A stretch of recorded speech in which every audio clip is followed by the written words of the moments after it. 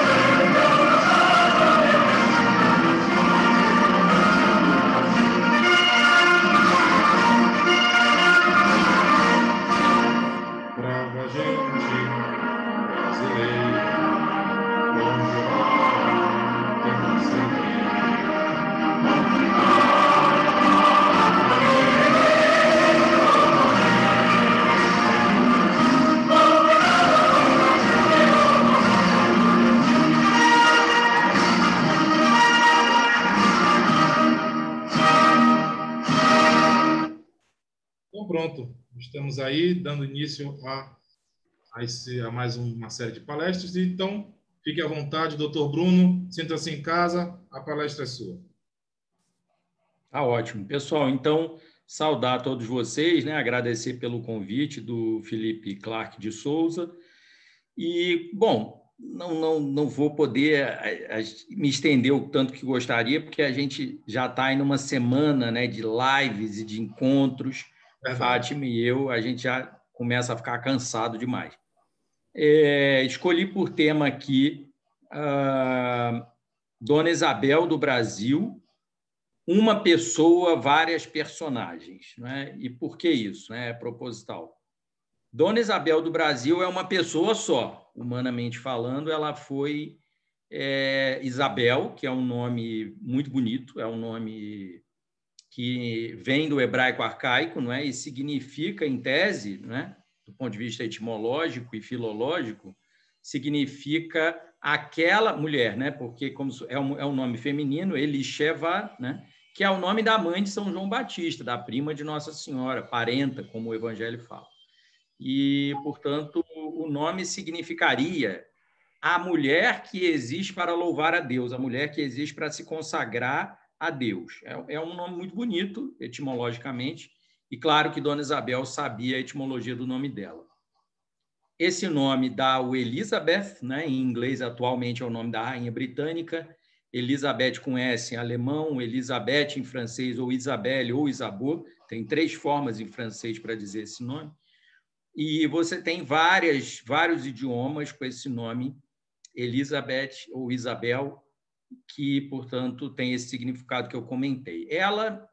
Essa menina, filha de Dom Pedro II, que nasceu lá em 29 de julho de 1846, não reinaria no Brasil se não fosse a morte, né, dos seus 2 irmãozinhos, o Dom Afonso Pedro, filho primogênito, e o Dom Pedro Afonso, filho caçula.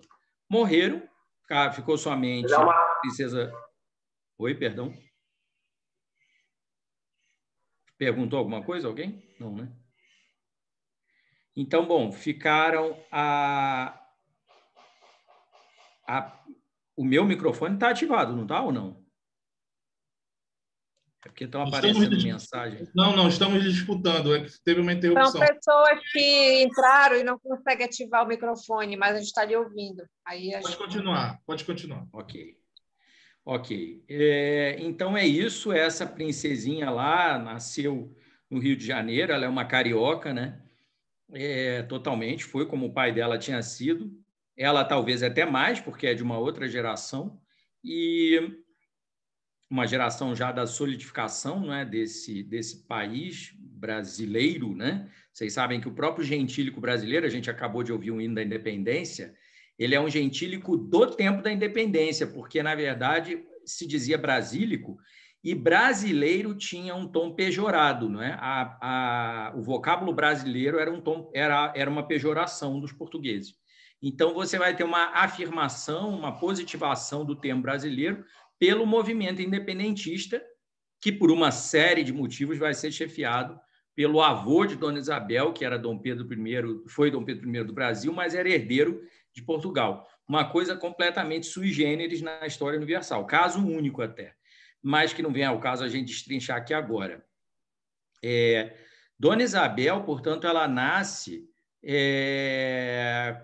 com esse legado, não é? Do reinado do pai, que seria um reinado longo, o mais longo governo da história do Brasil, mas ele era jovem ainda, né, quando ela nasce, e do reinado do avô, que tinha sido deposto, né, em 1831, e que tinha, no entanto, chefiado o movimento independentista em 1822, não tanto contra Portugal, enfim, ele era um português também, né, mas as circunstâncias do tempo levaram o príncipe real regente Dom Pedro a chefiar, muito influenciado pela mulher dele, a arquiduquesa da Áustria de nascimento, Dona Maria Leopoldina, esse processo. Dona Isabel vai carregar o nome da avó materna, Isabela, Dona Maria Isabela das Duas Sicílias, que era a madrinha dela, e o segundo prenome, né? Nascida infanta da Espanha, irmã de Dona Carlota Joaquina também,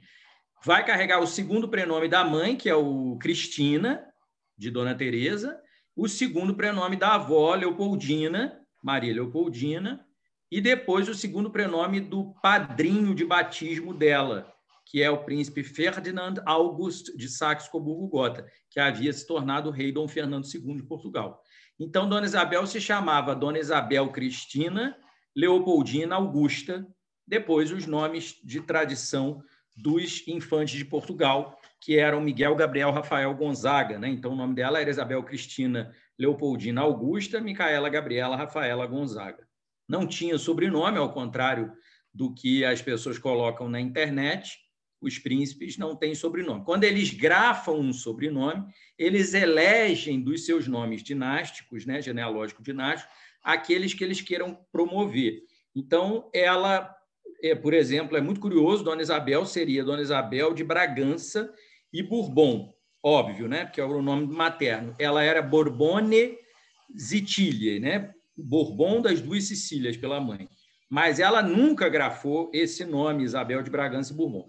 Eu só conheço um único documento em toda a história biográfica de Dona Isabel, que está no arquivo do museu, onde ela se intitularia Isabel de Bragança e Bourbon, isso em 1893, num manifesto aos brasileiros. Mas isso não é com a grafia dela, e, portanto, é um manifesto que ela assinaria, mas que, por fim, ela e Dom Gastão, ou ela mais do que Dom Gastão, achou por bem não assinar. E aí o manifesto é iniciado com eu, Isabel de Bragança e Bourbon. Ela nunca assinou sequer o próprio nome Bragança, né? Dona Isabel se assinou a vida inteira, quando criança, Isabel Cristina, depois ela vai se... IC também, que era a sigla, depois ela vai se assinar no casamento Isabel Condessa de, que é o nome que dá a identidade de mulher de Gaston d'Orléans, Comte de, né, em francês.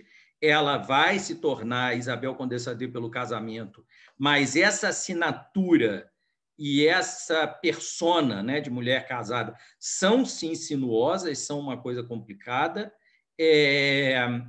Dom Pedro II tem uma culpa no cartório, ele não titulou o genro dele com um título brasileiro, ele não fez do genro Duque de Santa Cruz, e, portanto, Dona Isabel passou... durante aquelas décadas, né, 1860, 70 e 80, com um título estrangeiro, não é? De Condessa de, um título da realeza francesa. Dom Gastão não era nobre francês, era príncipe francês. E, então, é realeza, não é nobreza, né? E ela passou, com esse título de apanágio da Casa Real da França, a ter a sua identidade de casada, de mulher casada. Um título que, em português, a pronúncia do título causava basófia, né? Era desairosa, porque você dizia o conde deu, né? Isso no Império já existia e as pessoas pronunciavam. O povo brasileiro não era tão letrado para ficar falando em francês, né? Então as pessoas não falavam conde de, só na aristocracia brasileira, né? E aí era um título desairoso para o casal.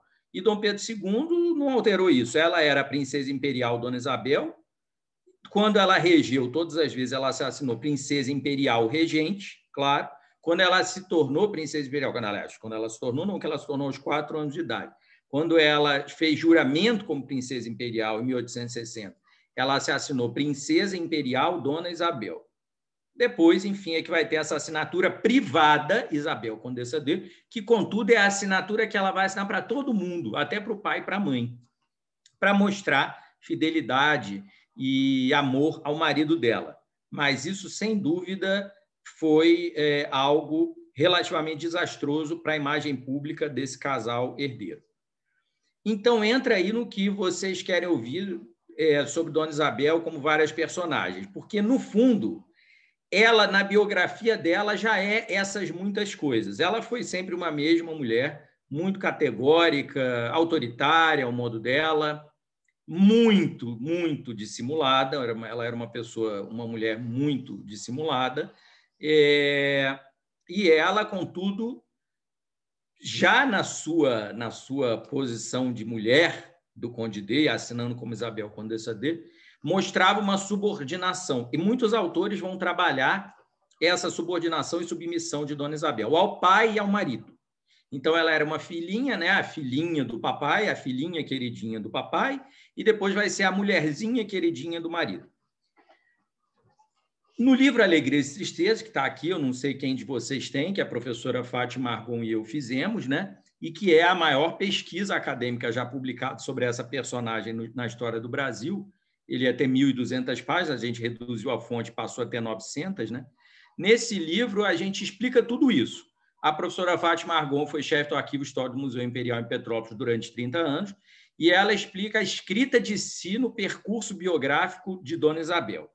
Já eu trabalho a história da historiografia, a teoria da história, nos estudos sobre Dona Isabel, que são isabelinos, ou seja, tudo que partia dela, tudo que vinha dela, tudo que era dela, e isabelistas, ou seja, tudo que era dos partidários dela, dos credores dela, dos propugnadores do Terceiro Reinado, né? Dos políticos e dos homens comuns também. A Guarda Negra da Redentora foi a milícia isabelista do Brasil.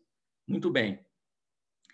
Dona Isabel, portanto, ela pode ser, e ela é, a memória dela é polimorfa, né? Como eu já falei hoje de manhã, como falam no livro, como já falei várias vezes, ela pode ser enxergada como várias coisas, né? Ela pode ser enxergada na vida pública dela, na vida política, na primeira regência, como uma garota completamente inexperiente, que vai assinar a lei do ventre livre pela política legislativa parlamentar do Visconde do Rio Branco, que era o seu primeiro-ministro, o seu primeiro-ministro, né, presidente do Conselho, que vai ser o pai do Barão do Rio Branco, que ela vai titular Barão, em 88. Ela pode ser enxergada como uma filhinha de papai, nessa ocasião, ela vai ser a vida inteira uma filhinha de papai, no sentido de que ela idolatrava o pai dela, né? O amor de Dona Isabel por Dom Pedro II e de Dom Pedro II por Dona Isabel era incomensurável, né? E o pai aprendeu a enxergar na filha a herdeira dele, a despeito dela ser mulher, o que era uma coisa muito problemática para o tempo. Mas ele vai superar isso com o tempo. Agora, há um pormenor, né? Eu explico isso muito no livro Alegrias e Tristezas, tem um capítulo chamado A Ambiguidade Sucessória de Dom Pedro II. Ele não vai ter fiança, ele não vai afiançar, ele não vai ter confiança no genro.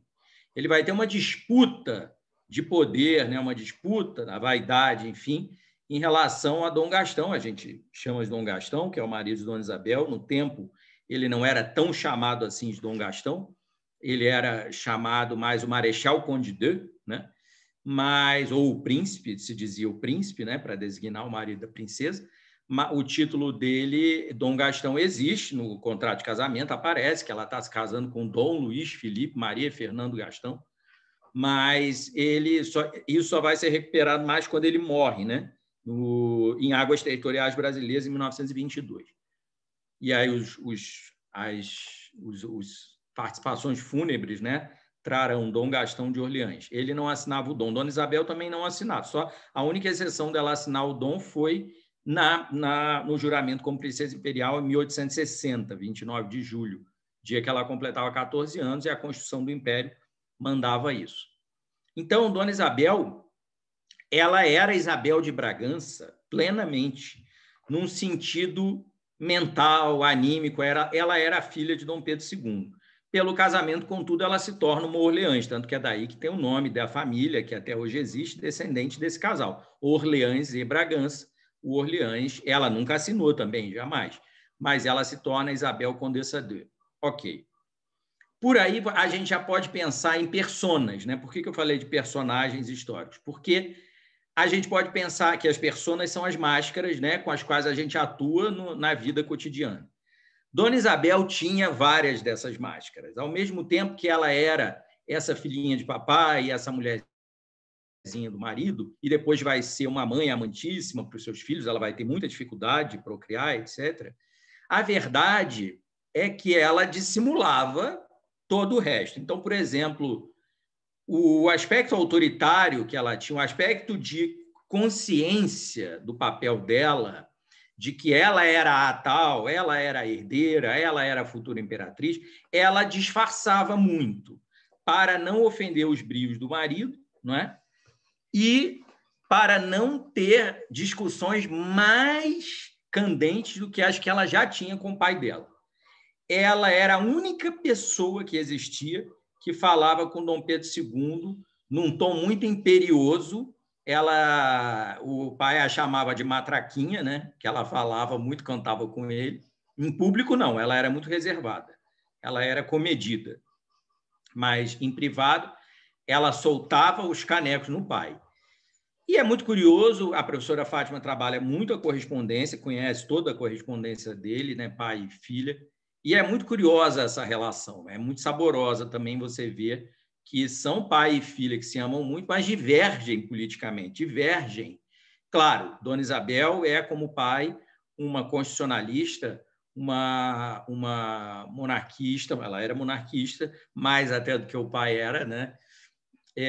Vocês aí que são monarquistas, ela era uma monarquista mais convicta porque ela era uma ultracatólica. Ultracatólico aí, pessoal, é uma definição que eu trago para não dizer que Dona Isabel fosse uma ultramontana, porque no tempo em que ela viveu, o termo ultramontana era carregado já de pejoração, não é?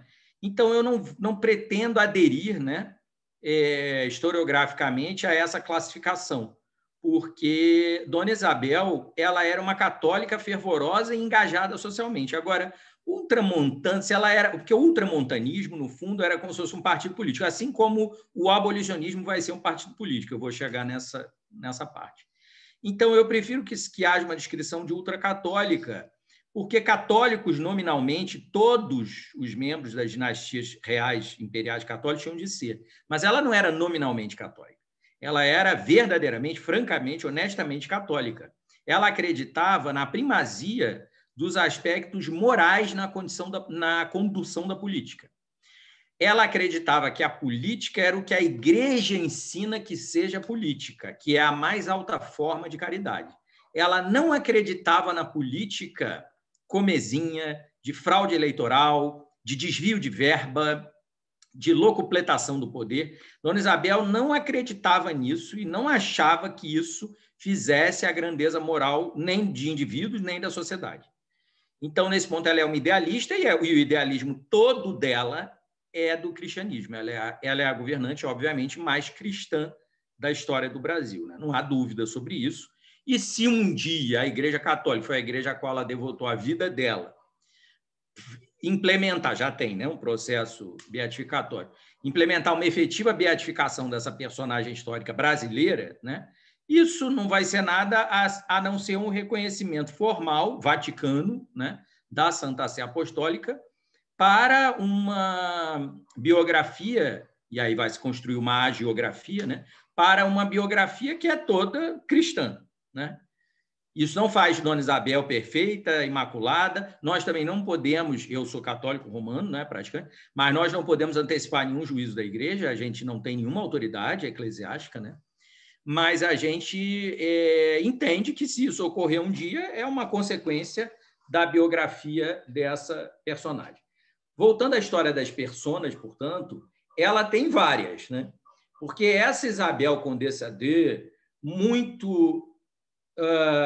que estimava muito a vida privada, que detestava a invasão da privacidade, que gostava de ser dona de casa e rainha do lar e mãe, blá, blá, blá, blá, existe ao mesmo tempo, é simultânea, a outra Dona Isabel, que é a princesa imperial regente em 1871, 72, 77, 78, 87, 88.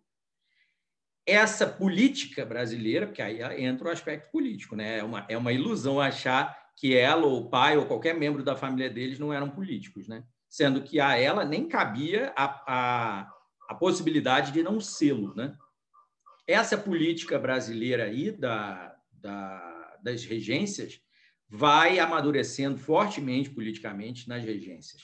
Na última regência isabelina já é o início do que a gente chama de terceiro reinado, né? Dom Pedro II ele tinha embarcado muito doente e ele provavelmente morreria em Milão, né? E é curioso porque ele estava em tratamento na Europa, né, junto com a imperatriz, e ele foi desenganado. E isso era maio de 88, justamente. Isso até se tornou uma parte da legenda abolicionista e isabelista no Brasil. Mas, de fato, isso é real. Dom Pedro II recebeu os últimos sacramentos de padre, do arcebispo de Milão, que foi até lá. Então, Dom Pedro II estava à morte, como a gente fala, agonizante, né? E Dona Francisca de Joinville e Dona Januária de Áquila, as irmãs dele, foram chamadas às pressas para ficar junto do irmão moribundo. Então, ele estava morrendo, de fato.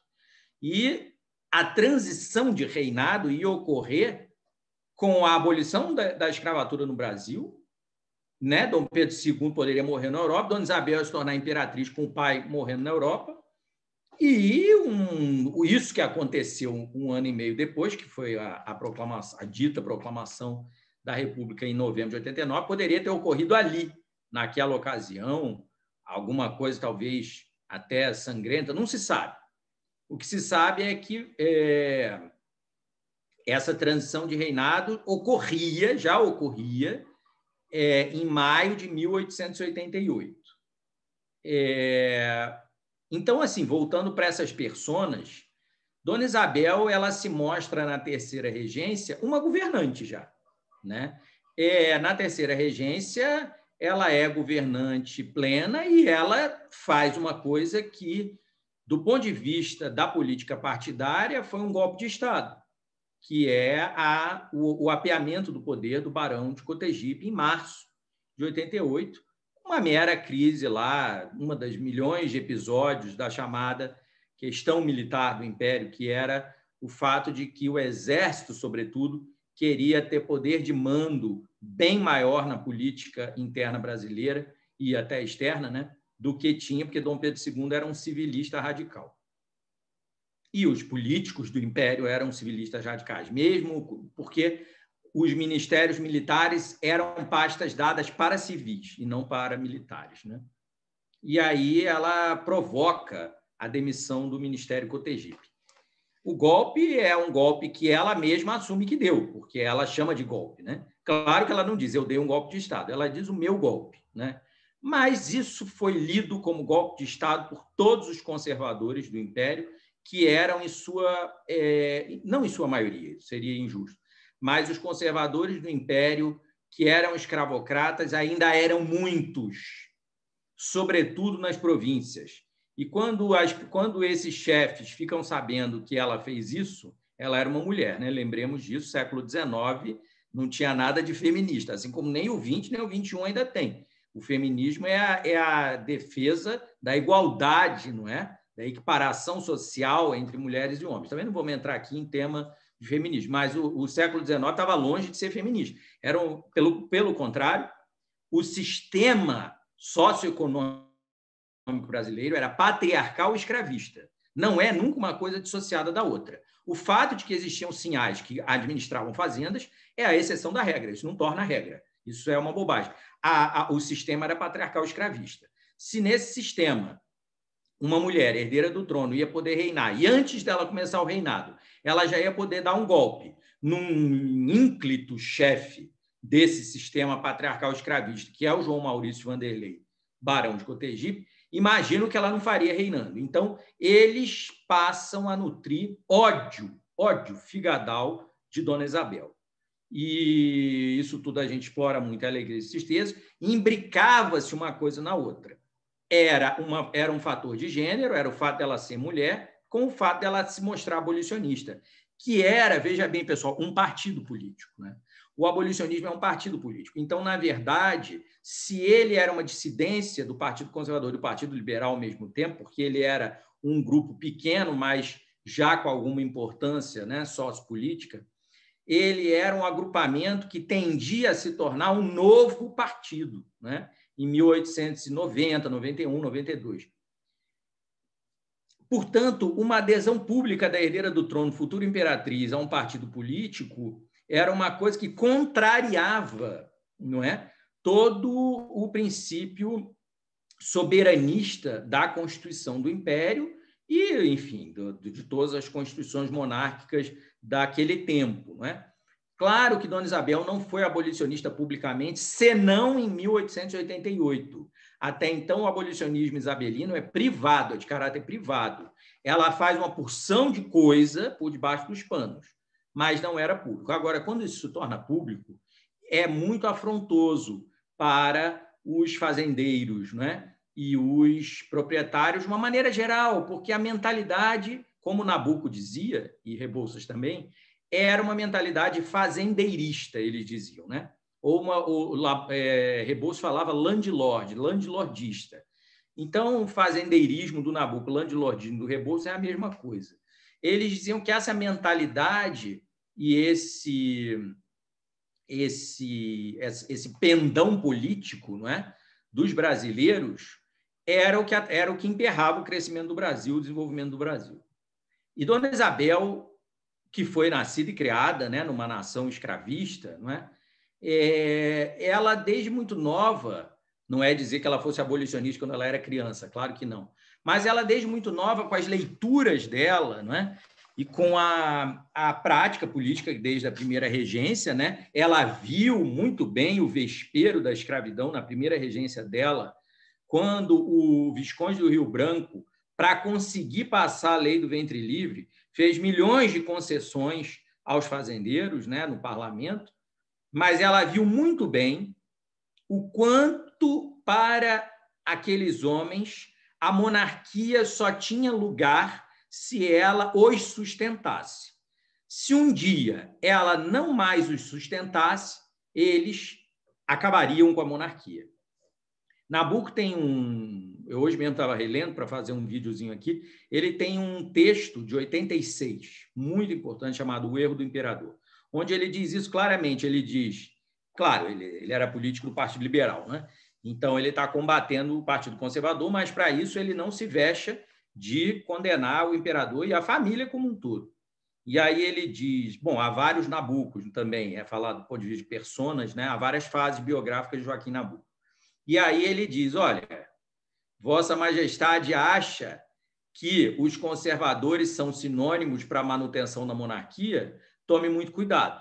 Não vamos ver, eles não são senão mantenedores da monarquia em favor próprio.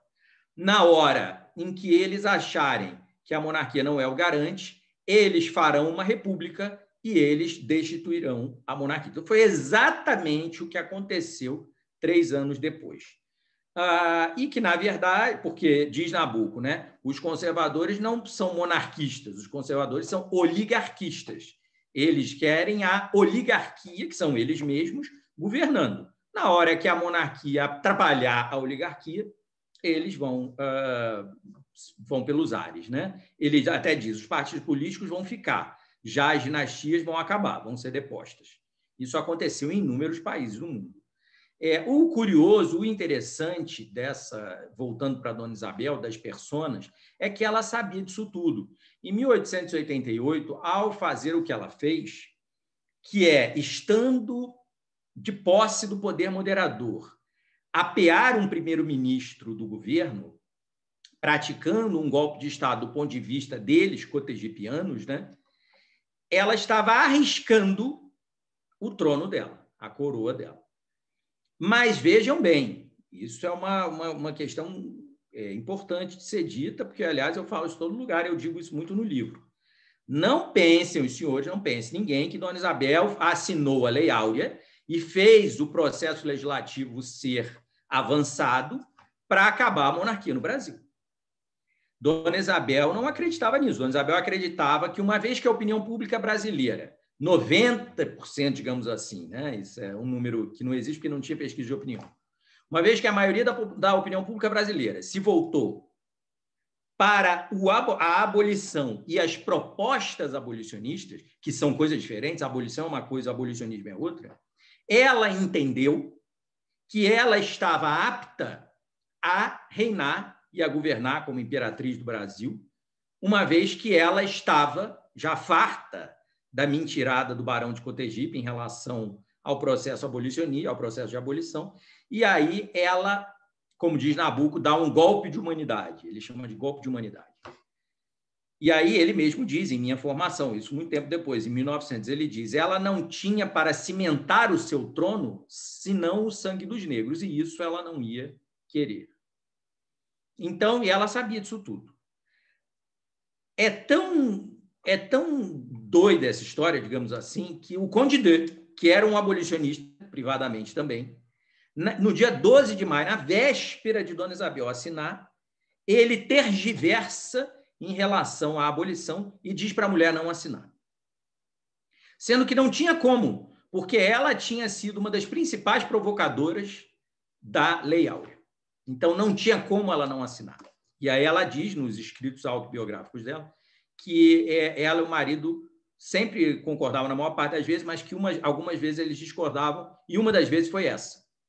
Na véspera do 13 de maio, Dom Gastão dizendo para ela não assinar, porque aquilo ia ser o fim da monarquia.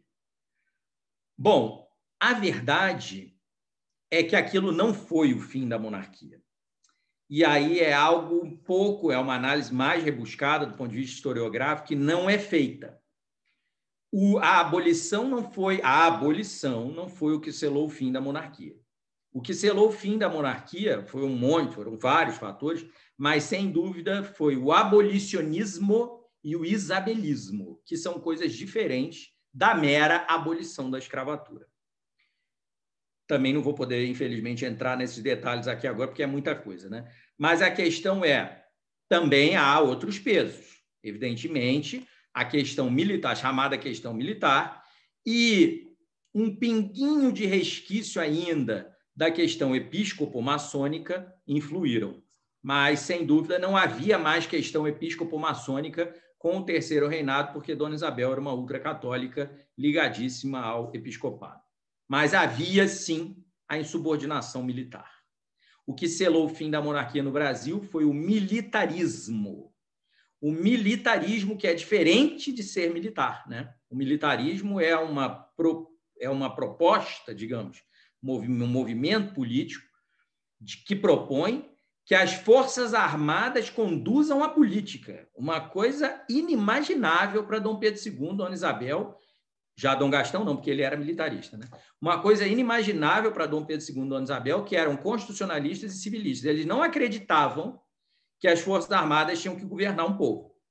Só que chegou-se a um ponto da história do Brasil que os chefes do Exército, e aos poucos da Marinha, achavam que não tinha que ter nada disso mais, que o Império estava ruindo e que as políticas públicas, a política dos chefes de gabinete, dos primeiros ministros, eram deletérias e nocivas ao Brasil. Então, os militares tinham que assumir. Um outro ismo que também corroía, né? Não a fé do povão na monarquia, mas a fé das classes médias na monarquia, era o positivismo, né? Que tinha muito a ver com esse militarismo. Aliás, os militares brasileiros são, até hoje, positivistas sem ter consciência disso, né? Até porque não estudam nesse sentido tanto. E aí, pessoal, voltando para as personas de Dona Isabel, ela não era favorável ao militarismo. O marido dela era um dos pontos de discordância. Dom Gastão, ele era um militar e ele achava que as Forças Armadas tinham que ter um papel muito mais importante no Império do que tinham. Já a Dona Isabel tinha receio disso, né? E pode ser, a história não é feita de si, né? Mas a gente pode aí especular. Pode ser que um terceiro reinado de Dona Isabel e Dom Gastão tivesse tido uma marca militar para aplacar, né, esse desejo de poder deles e que até talvez tivesse tido, né, alguma espécie de ditadura militar, como Dom Afonso XIII na Espanha vai ter grande parte do seu reinado com ditadura do general Primo de Rivera. Na verdade, isso aconteceu em não poucas monarquias. Na Romênia, isso também aconteceu na década de 1920 e 30. Então, em Portugal, isso também aconteceu. E nós, né, Portugal e Brasil, tem uma história monárquica constitucional muito parecida. Então, que é uma ditadura dentro, não é? Assim como foi o fascismo com o Mussolini, com o rei Vittorio Emanuele. Então, isso é muito complicado, né?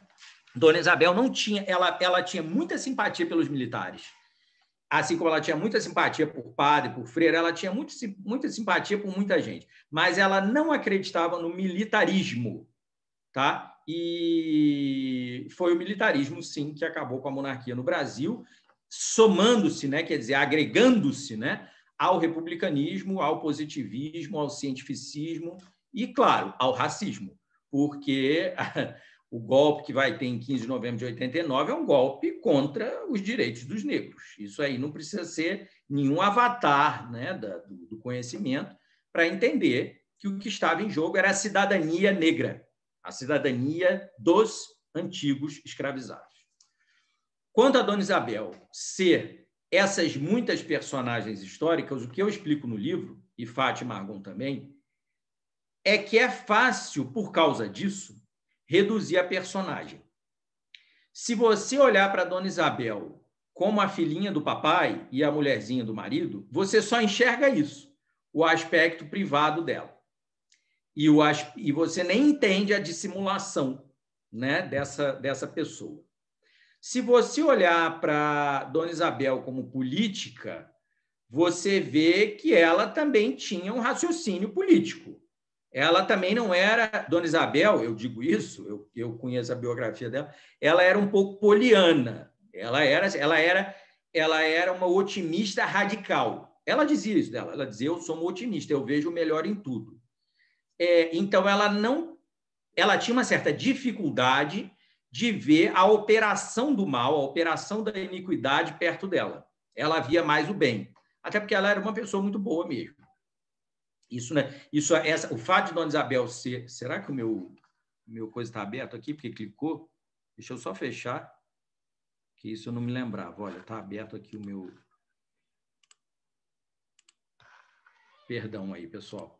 Então, vejam, a Dona Isabel ela era, sim, uma pessoa muito boa, uma pessoa católica verdadeiramente engajada. Ela era como dizer isso, uma sócia de empreendimentos cristãos católicos, né? Ela fez vir ao Brasil a Ordem Salesiana, né? Ela ajudou a Ordem Vicentina, ela fez uma porção ela fez vir ao Brasil a Ordem do Sion, né? Então, Dona Isabel, ela era metida em tudo quanto é obra de caridade social que pudesse promover isso que, bom, hoje a gente chama de assistencialismo, né? No tempo, eles não entendiam a diferença entre serviço social, hoje é uma academia, é uma faculdade, e assistencialismo. Para eles era tudo a mesma coisa, seria anacronismo a gente pensar diferente. Ela entendia que a obra dela, né, como governante, teria que ser uma obra voltada para a superação da miséria da população pobre, né? Também Dona Isabel não era nada, nem socialista, nem comunista, nada disso. Ela achava essas coisas, claro, ela era católica, não precisa ficar muito rodeando, não. Aí, claro, que catolicismo era o catolicismo isabelino? Era o ultramontano. Aí tenho amigos autores, né? Amigos meus. Era intransigente, intolerante, reacionário. Não, eu não concordo com isso. Porque Dona Isabel, tudo bem, se ela tivesse sido totalmente, integralmente ultramontana e não tivesse nenhuma margem de subjetividade nessa história toda, talvez ela fosse, sim, uma intransigente, uma intolerante num grau muito alto. Talvez até ela tivesse enlouquecido, porque o fanatismo religioso é uma doença, né? Ele é uma psicopatologia. E isso eu também explico no livro. Aliás, a doutrina católica explica isso. E ela nunca se fanatizou. Isso é uma coisa até impressionante, porque, de fato, ela tinha um germe de fanatismo, sim. Ela tinha uma tendência, né, a isso. Mas isso nunca desenvolveu no espírito isabelino. Por que Fátima e eu sabemos disso? Porque ela era uma pessoa engraçada, ela tinha senso de humor, a gente morre de rir das coisas que ela falava. Ela achava que pessoas fanáticas religiosas eram malucas, né? Então, por exemplo, ela tem uma carta para o pai, onde ela fala que o Conde de Chambord, que era o primo irmão dela, materno, era doido, né? E eu não sei se vocês sabem, mas o Conde de Chambord é um príncipe da França, era o rei, né? De iure era o rei. Henri, né? Henrique V, Henri V. Ele se recusou a restaurar a monarquia na França, porque a bandeira tricolor da Revolução seria a bandeira da restauração. e ele disse que ele só admitia a restauração com a bandeira branca, né? Com as armas reais, etc.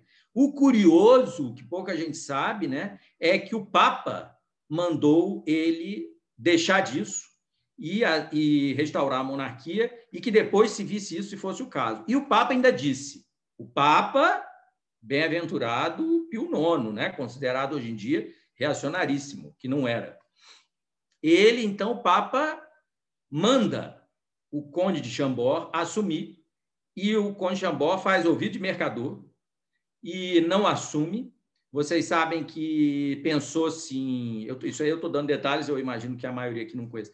O conde de Chambord seria rei e teria uma regência do príncipe de Joinville, que é o cunhado de Dom Pedro II, é o tio de Dona Isabel e de Dom Gastão, mas ele não aceita nada, porque ele não batia bem da cachola, né? Ele tinha problema psiquiátrico de verdade, né?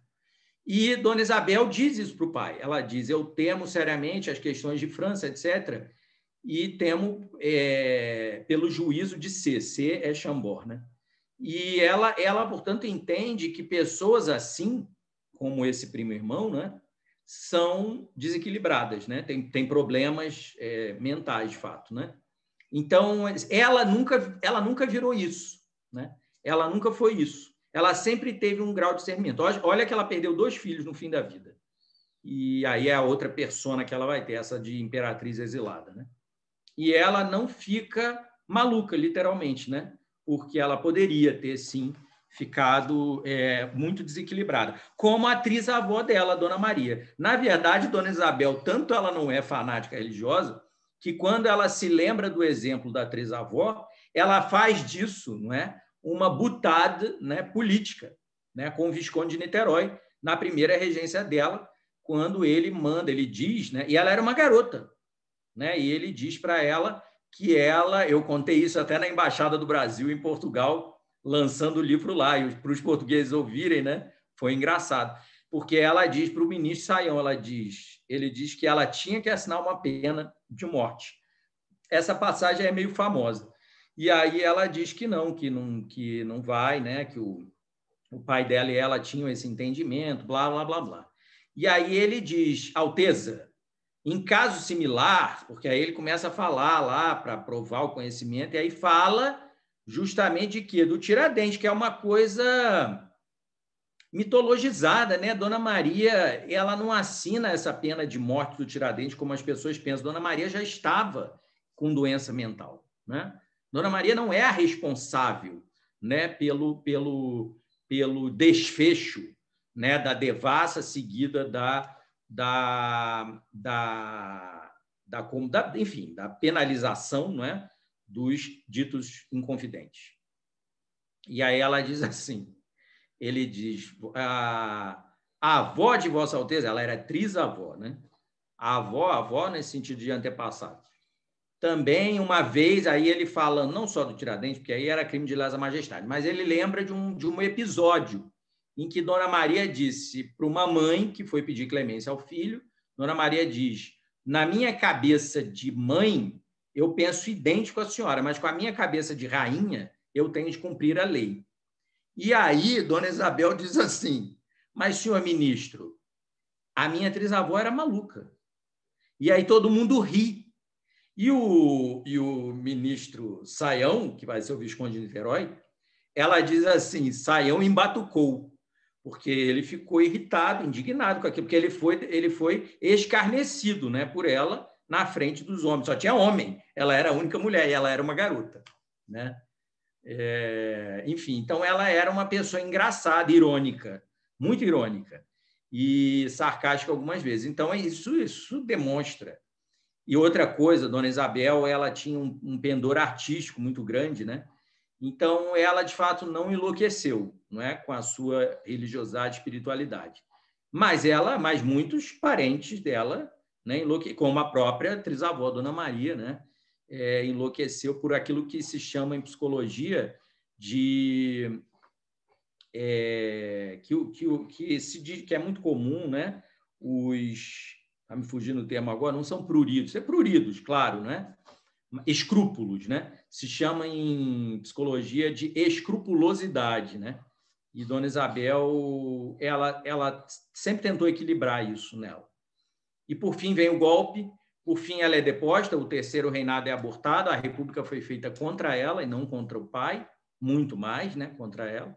E aí ela se torna, em 5 de dezembro de 1891, a imperatriz do Brasil no exílio, que é uma outra personagem histórica completamente desconhecida dos brasileiros. Os brasileiros só sabem que Dona Isabel existiu porque ela assinou a Lei Áurea. Daí a diferença, vocês que têm essa associação com o nome Princesa Isabel, entre Princesa Isabel e Dona Isabel. Porque eu digo no livro, né? São como se fossem personagens históricas distintas. A pessoa é uma, mas a personagem histórica é outra, completamente diferente, né? Dona Isabel I, imperatriz do Brasil, ali da Terceira Regência em diante e do exílio e dos 32 anos de exílio, é totalmente diferente da Princesa Isabel feérica, do Conto da Carochinha, que deu a liberdade aos pobres negros escravizados. Isso não aconteceu, isso não existiu. Uma outra coisa também, né, outra persona que não foi forjada por Dona Isabel foi de redentora.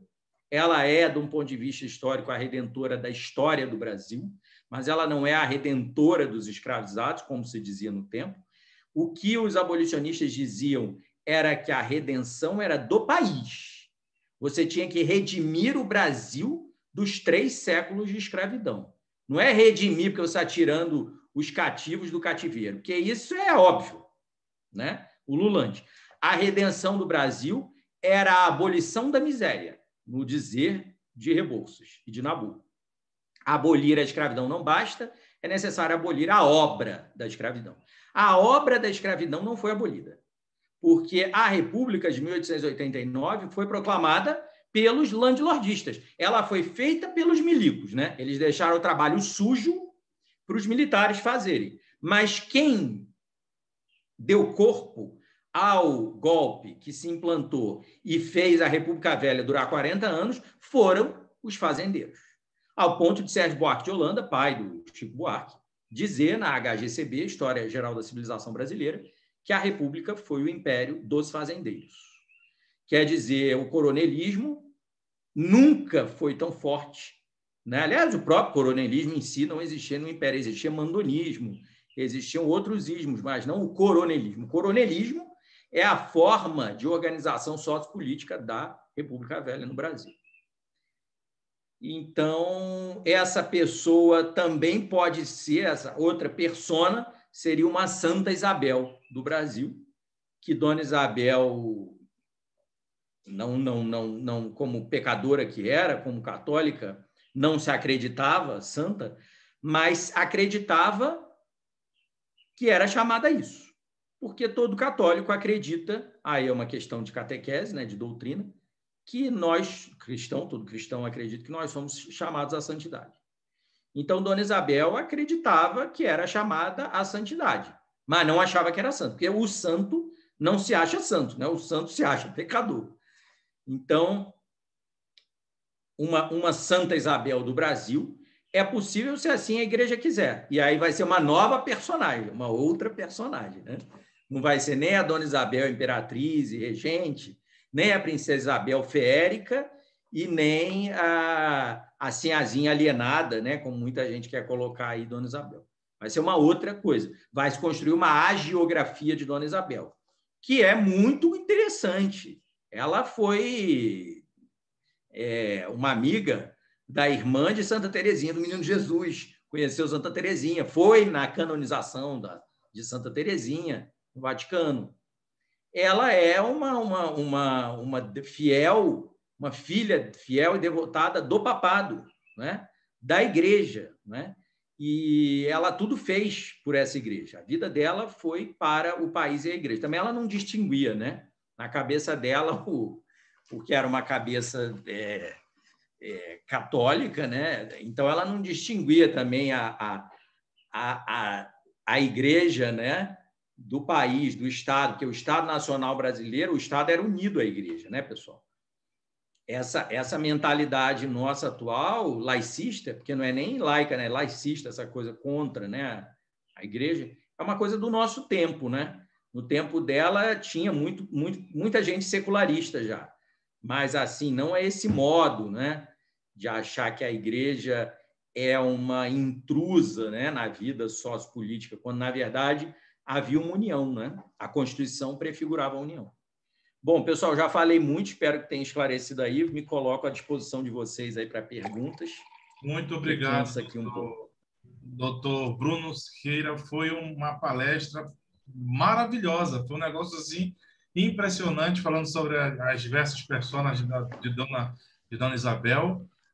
O senhor trouxe esse ponto de vista da princesa, né, que, no caso, vou até pedir a permissão da princesa Isabel, que representa a associação, e a Dona Isabel, que representa a instituição, né, no Instituto Dona Isabel I, no caso, as diversas personalidades. Isso foram boas colocações, assim, e nós temos algumas perguntas. Antes de eu abrir as perguntas, né, para os nossos participantes, tem algumas aqui que foi colocada pelo Davi Valucas, que é representante do Movimento Brasil Monarquista, e ele direcionou essa pergunta ao senhor. Na questão religiosa com Dom Vital, Dona Isabel e Dom Pedro II ficariam em lados opostos? Sim. Sim, ela fala que Dom Pedro II, ela fala na autobiografia, né, que ela deplorava a questão episcopo-maçônica, né? Veja, Dona Isabel, ela faz até uma ultracatólica que era, uma católica conservadora, ela faz uma concessão na sua autobiografia para descrever a maçonaria, que no tempo que ela vivia, a maçonaria era identificada como um grupo secreto, né? Claro, com ritos de iniciação considerados satânicos, etc., etc. E ela faz ela explica a maçonaria na sua autobiografia, Joies et Tristesses, Alegria e Tristeza. Perdão, em Retificação, que é um outro texto autobiográfico que ela faz também. E aí ela diz: o meu avô, Dom Pedro I, era de um ramo da maçonaria. Ela começa a explicar a maçonaria. Ela diz que homens santos, diz ela, foram padres, né, de santos. Aí ela diz, até bispo pertenceu à maçonaria. Aí ela põe assim, uma locução adversativa. Ela diz, sem dúvida, erradamente, né? Quer dizer, ela acha que, sem dúvida, eles erravam, né, ao pertencer à maçonaria. Mas ela é muito curiosa, porque ela diz que a maçonaria no Brasil era uma entidade filantrópica, mais do que uma entidade política. E, claro, ela diz que, sendo política, né, todo mundo ali é político, etc., mas ela faz uma concessão discursiva à maçonaria, né, ao maçonarismo, digamos assim, que é uma coisa que, no tempo que ela viveu, era muito demonizada, muito demonizada. Mas por aí a gente vê que ela não era fanática. Se ela fosse fanática, ela não ia conseguir enxergar nada de positivo na maçonaria. E ela enxerga, sim. Agora, até porque todo mundo era maçom. O conselheiro João Alfredo era ultracatólico como ela, e era maçom. Verdade. Então, se você tinha... tem um secretário, defensor, né, secretário do arcebispado de Belém do Pará, daí de onde você está, né, o Felipe Clark, que é o McDowell, que, aliás, era o ministro da Justiça do Barão de Cotegipe, deu uma confusão danada com o desembargador Coelho Baixo, né, o Rapacô, que ela manda exonerar. É isso que é a deixa dela para dar o tal golpe. E ele era,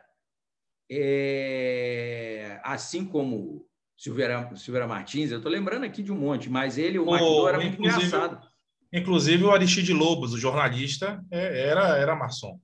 Ah, não, os republicanistas em maioria, mas eu estou me referindo a quem era católico monarquista. Ah, sim, sim. Os católicos monarquistas, no século XIX, também eram maçons. E aí você tem o McDowell, que era muito...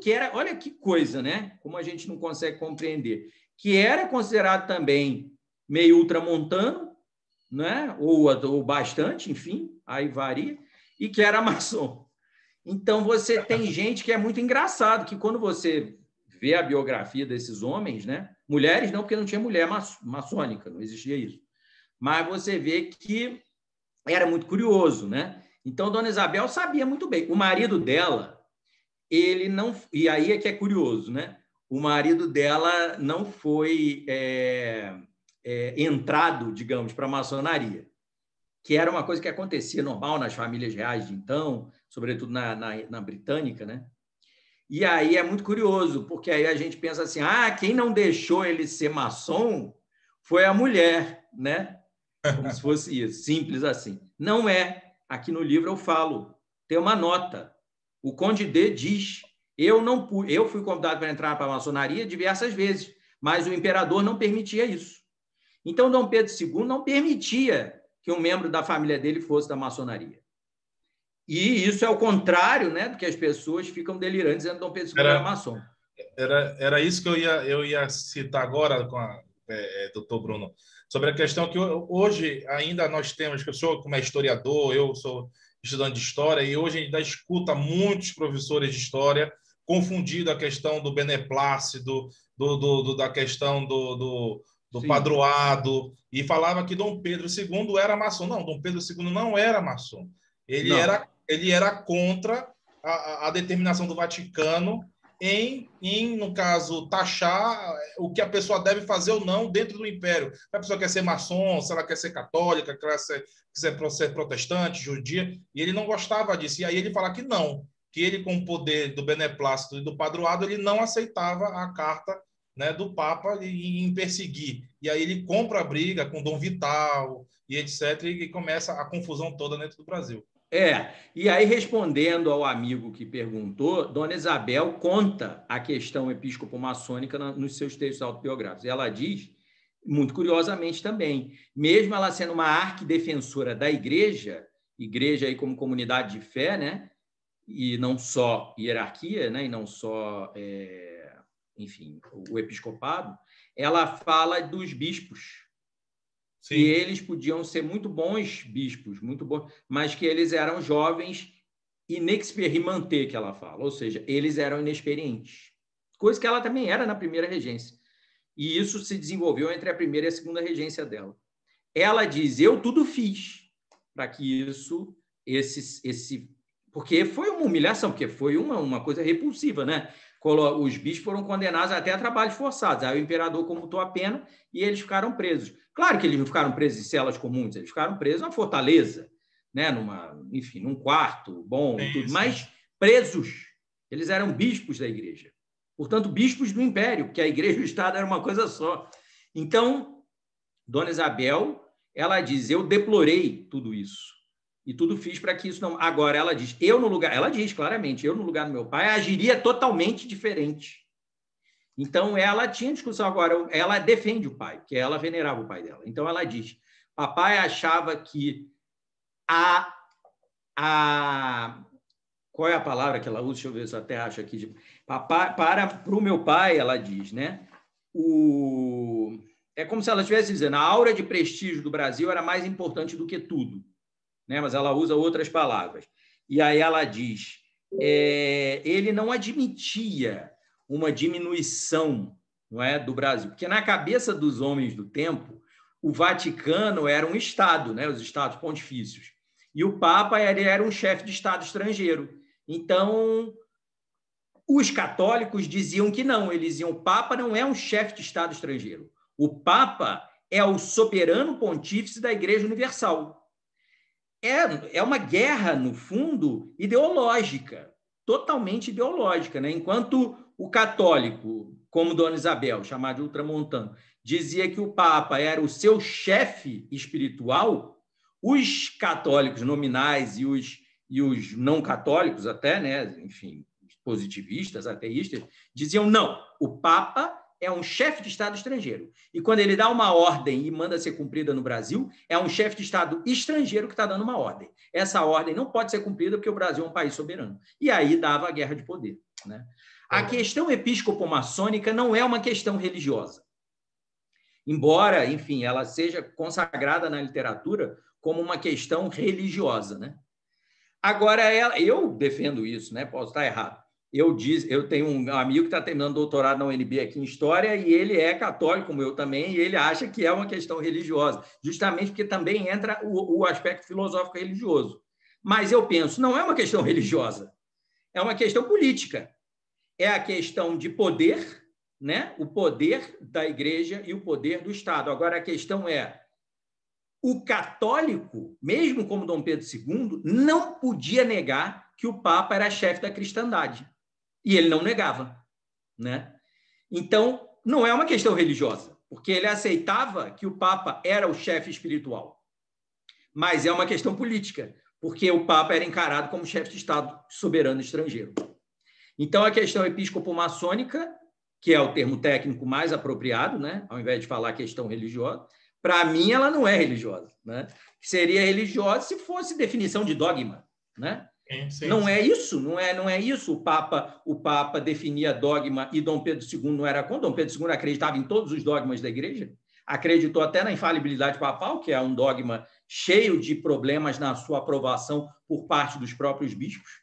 Então, não era religioso o problema, era político, claro, evidente. Então, o termo correto é episcopo-maçônica. Ela diz claramente que os bispos eram inexperientes. E, portanto, eles... Com isso, ela está dizendo que eles deveriam ter agido de outro modo também.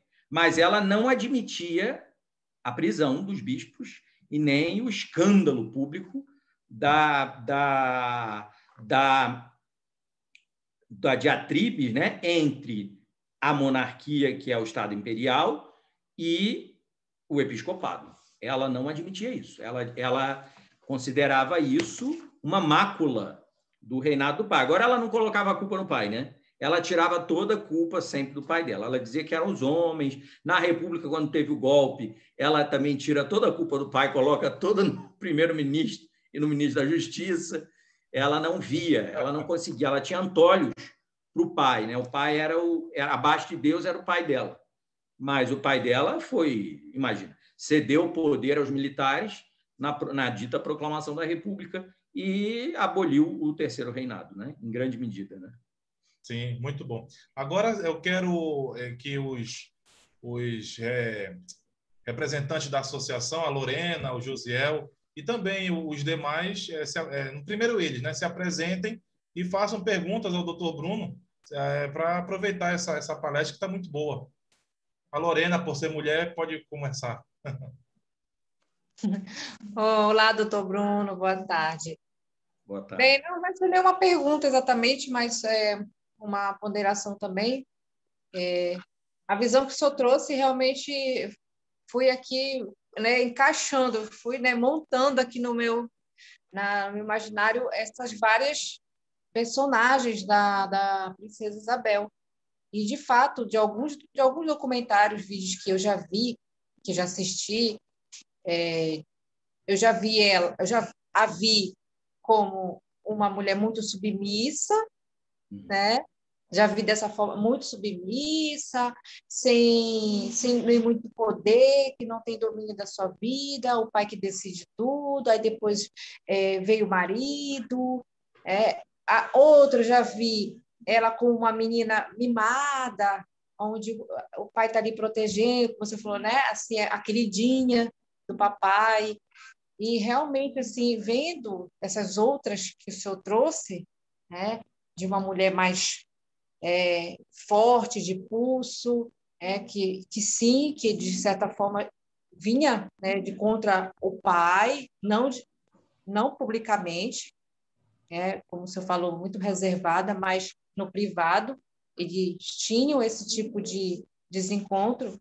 Então, mostra que a Princesa Isabel não foi essa mulher, né, tão extremamente submissa como muitos querem colocá-la. E eu realmente agora estou até mais apaixonada assim, por ela, né, pela mulher, como ela consegue ser essa mulher de muitas facetas. É muito interessante mesmo.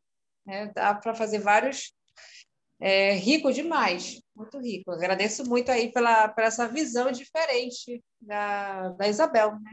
Dona Isabel. Agora o Josiel, pode fazer as honras, Josiel. Acho que ele está com... Boa tarde a todos. Estão me escutando? Sim, sim. Ouvindo, ouvindo. Ah, tá. Primeiro, né, agradecer ao Dr. Bruno pela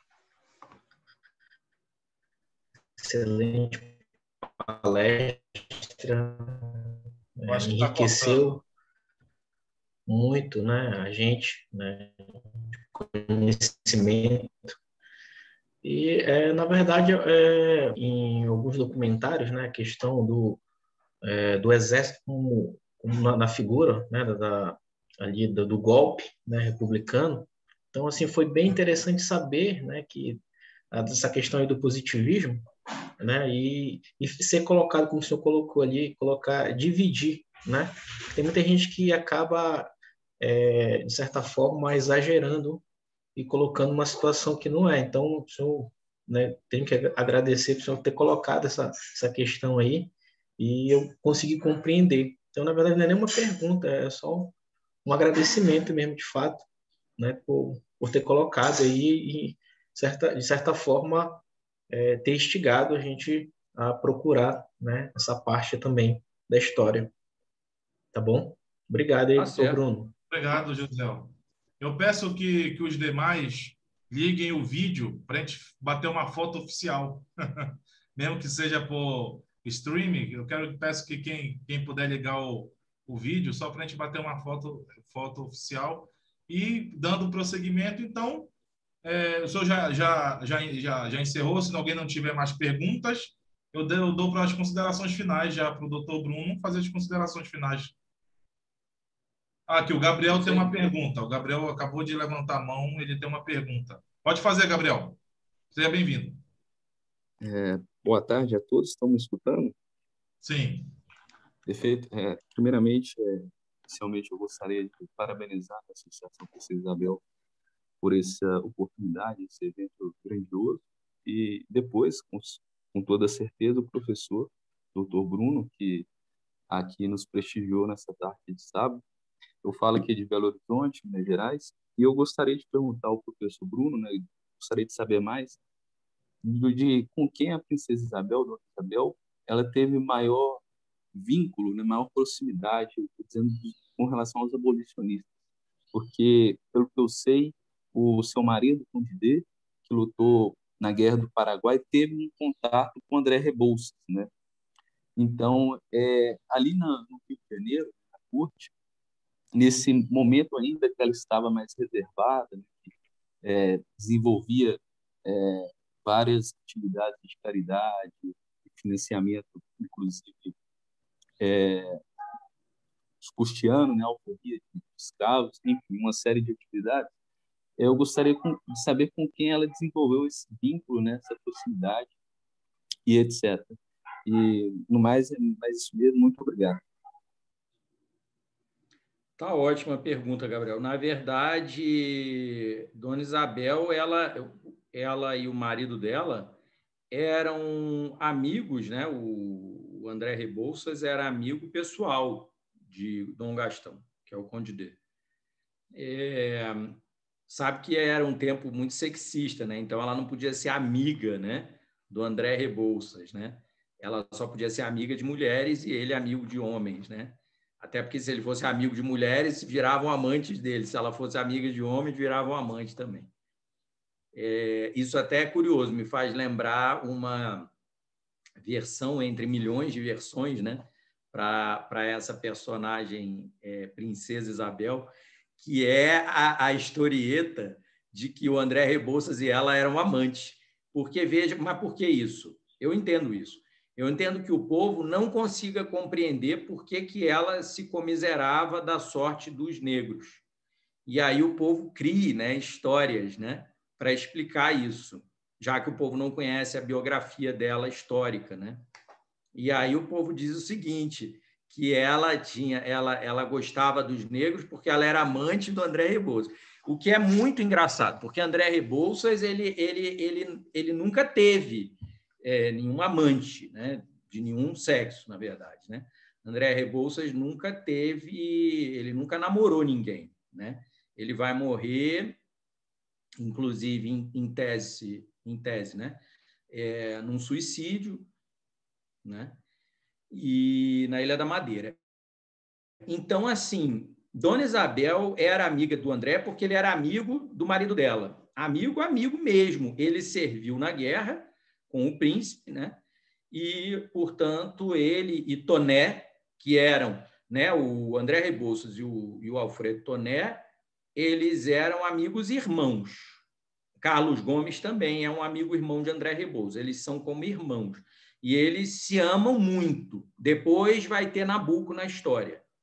São homens, no século XIX, chamava isso em francês, amitié amoureuse, né? Amizade amorosa. São homens que se amavam tanto que hoje em dia, se a gente fosse colocar em termos aí atuais, né, e quisesse enxergar dessa maneira, iam dizer que eles tinham um caso amoroso, que eles eram tão grudados, né, que ia pensar isso. E, de fato, eles eram muito grudados mesmo. Com o príncipe, eles não tinham isso porque o príncipe era o príncipe, né? Era superior deles todos. Tanto que o Visconde de Toné, será titulado Visconde de Toné, né? Ele era secretário do príncipe na guerra, né? Então, e o André era engenheiro, tenente, né? Tenente engenheiro. Então, André Rebouças e o príncipe vão ter uma longa e duradoura amizade, tá? E, por causa disso, Dona Isabel, o chefe maior do movimento abolicionista é André Rebouças, não é Nabucco, né, como as pessoas pensam. Nabucco explica, em minha formação, em vários outros textos, que a mente do movimento abolicionista é André Rebouças. Só que André Rebouças não era deputado igual Nabucco podia ser. André Rebouças não tinha verve. Ele era gênio, ele era genial, mas ele não tinha verve. Aliás, ele não era tão genial, porque ele tinha mais o gênio, mas ele não tinha a genialidade do Nabucco, a verve, o domínio da oratória, tudo isso.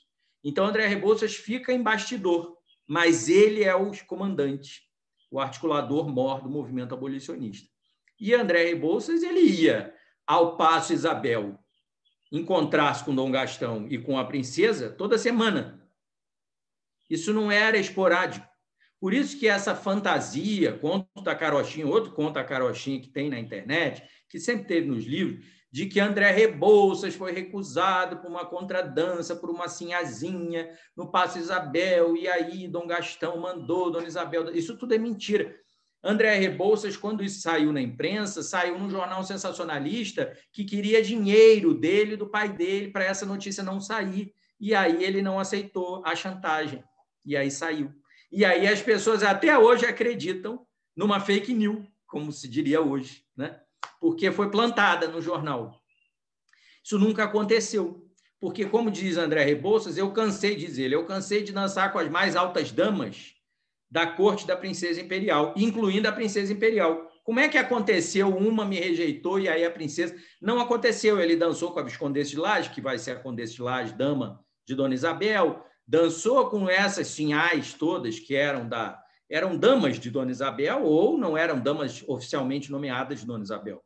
Eram da corte isabelina, corte da princesa imperial. Ainda não era a corte que Dona Isabel vai ter no exílio como imperatriz exilada, isso é outra história.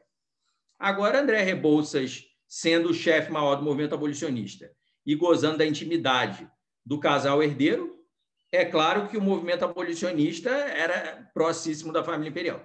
Mas a família imperial não era abolicionista publicamente, né? Isso é importante se entender, porque não podia, né? E outra coisa, tinha momentos em que André ficava muito revoltado com eles, né? Com os Bragança.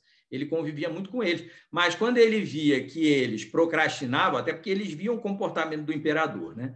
O imperador procrastinava tudo isso. E aí eles, então, ele ficava meio revoltado às vezes. Tem uma carta dele para Nabucco, né, em 84, eu acho, falando, eles são nossos inimigos, né? Tipo assim, às vezes ele ficava irritado, né? Outra coisa errada que se fala na internet, que André Rebouças era um monarquista radical. Isso não é verdade. Nem Rebouças, nem Nabucco eram monarquistas num sentido filosófico, porque para isso eles teriam que ser muito católicos. E o Rebouças e o Nabucco não eram católicos, senão nominalmente. Rebouças, inclusive, ele se contrapunha muito ao ideário isabelino de governo, né? O Dom Gastão pensava igual a mulher nesse aspecto também, de união da igreja com o Estado. Rebouças falava que eles eram teocracistas. Então, ele falava mal do teocracismo e do militarismo. E Dom Gastão era as duas coisas, né, na cabeça dele. Agora, é um ambiente democrático. Isso que é importante entender, é muito bonito. O Paço Isabel era um ambiente democrático, né? Rebouças tinha as ideias que, para o casal herdeiro, né, eram amalucadas. Mas, para ele, por sua vez, a cabeça deles era muito conservadora, antiquada, né? Muito curiosamente, por exemplo, Nabuco tinha ligação com Dona Isabel? Não. Nabuco não tinha conexão com Dona Isabel até a Lei Áurea acontecer. Dali em diante, ele muda. Ele vira chefe do isabelismo. Rebouças, Nabuco, Patrocínio, que era esse sim. Claro que Nabuco e Rebouças não eram do Partido Republicano, não, em nenhuma hipótese. Patrocínio era baluarte do Partido Republicano. Esse vira isabelista radical, né? A historiografia ela é muito curiosa, porque ela fala dos republicanos 14 de maio, que são os fazendeiros, entre aspas, monarquistas, né? Conservadores, como, enfim. Mas é muito curioso. Existem os monarquistas do 14 de maio, que são os isabelistas, né? São aqueles que falam, opa, agora a monarquia se salvou, agora eu vou salvar a monarquia também, né? Então, é muito curioso. E aí, eu não sei se eu te respondi tudo, mas, de fato, abolicionista mor é André Rebouças. E se ele vivia no Paço Isabel e no Paço de São Cristóvão, não precisa dizer nada. O maior elemento do abolicionismo no Brasil era próximo da família. Hoje em dia, então hoje em dia existe uma coisa muito maluca, que é a ofensa à memória dos abolicionistas, né? E aí tem gente que fala assim, o André Rebouças, que está aqui no quadro, aqui na minha frente, né? Aqui em casa, no Instituto Dona Isabel, foi pintado pelo conselheiro secretário do ID, que é artista, é professor de História da Arte. Aí diz assim, André Rebouças não pode ser tão louvado, não, porque ele vivia lá, né? Bajulando essa família Bragança que mantinha a escravidão e tal. É curioso isso, né? Porque André Rebouças era negro, né? Quer dizer, as pessoas...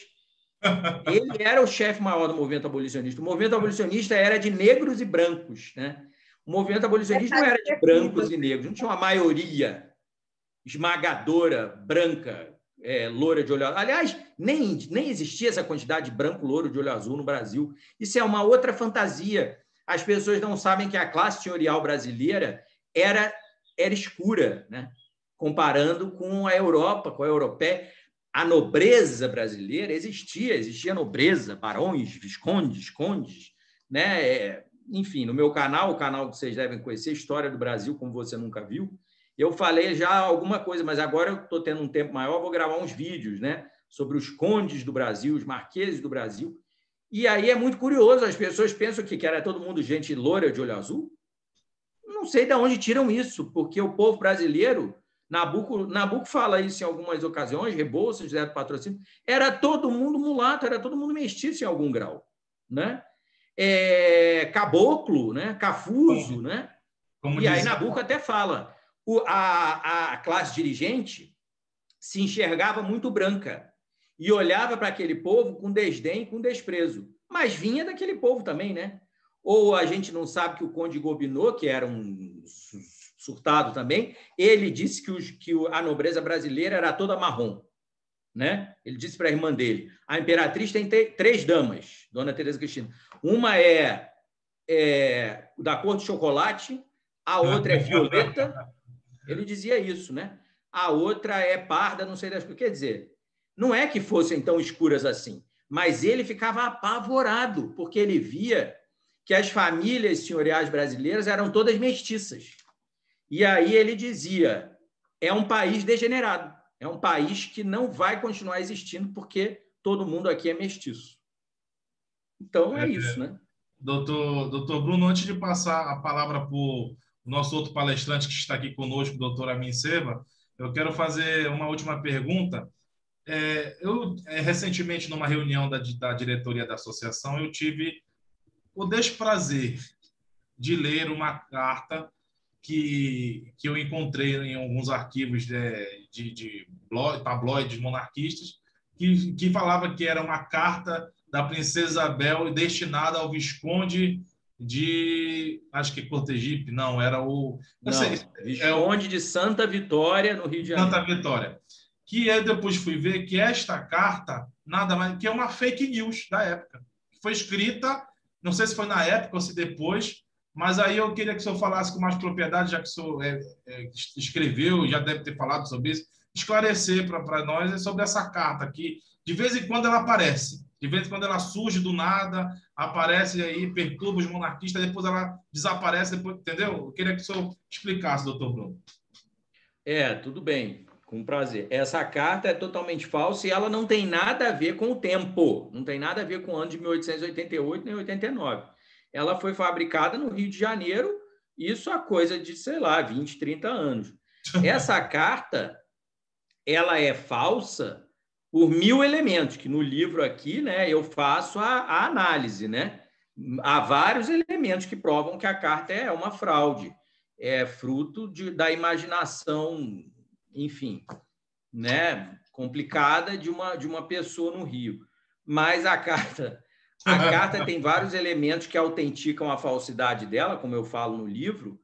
Agora, ela também fala de algo, quer dizer, o conteúdo da carta, a forma tem vários erros e tal, mas o conteúdo da carta fala do terceiro reinado. O terceiro reinado, não, a carta não é verdadeira, nada disso, né? Os termos não são, tudo, a carta é uma fraude, ela não é um documento verdadeiro. Agora, falar que tinham banqueiros que poderiam ajudar a fomentar microcrédito para antigos escravizados, falar de uma revolução para o comércio e a indústria, uma revolução no sentido de modernização do comércio e da indústria no terceiro reinado, isso é claro, isso é óbvio, isso não precisa de carta falsa nenhuma, não. Se você estudar a transição do século XIX para o século XX no Brasil, você vai ver que, mesmo com a República Velha, houve uma certa modernização com o fim da escravidão, até porque vieram os imigrantes, etc. Imigrantes esses que também eram muito maltratados no início. Mas a questão maior é o que não veio com a modernização da indústria agrícola brasileira? Não veio equiparação social, não veio educação para os antigos escravizados. Então, o terceiro reinado, que evidentemente ia ser o reinado de uma mulher, e ainda por cima uma mulher abolicionista, uma mulher ultra-católica, cristã católica, evidentemente teria marcas dela nesse reinado. Não dizer que ela ia governar sozinha, porque isso é uma fantasia, né? Mas teria marcas, né? Marcas de inclusive, como dizia muito meu padrinho, o professor Otto de Alencar de Sá Pereira, a marca do reinado de Leão XIII, né? Que é chamado Papa dos Operários.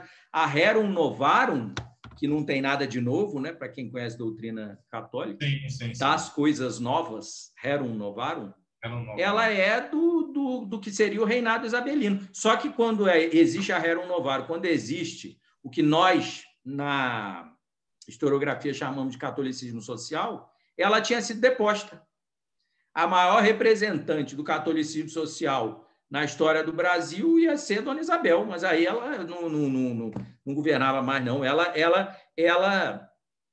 nem que ela quisesse, ela podia voltar, porque só com guerra, né? Só com fratricídio, ela não admitia isso. Então, sim, ela dizia isso, ela dizia que a depender de uma guerra, ela nunca voltaria, a depender de banho de sangue. O pior é que ela, querendo, não querendo, o pai dela, mais ainda do que ela, teve uma opção de guerra e teve uma opção de morte.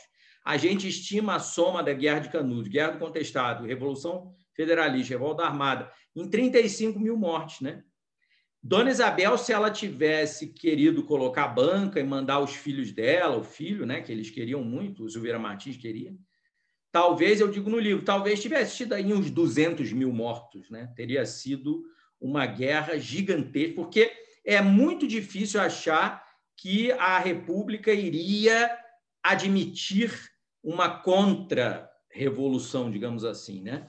Contra-golpe. É muito difícil. E aí eu digo no livro, iam pegar o filho dela, talvez, né, se os monarquistas perdessem, e ele ia ser degolado, porque a República no Brasil ela é considerada a República da degola, né? Então, sim. se pegasse o Dom Pedro de Alcântara, filho dela, ele ia ser degolado, né? Então ela não admitia. Primeiro que ela pensa, aí ela falava na salvação da alma, né? Que era a desculpa sempre dela religiosa para esses homens todos, né?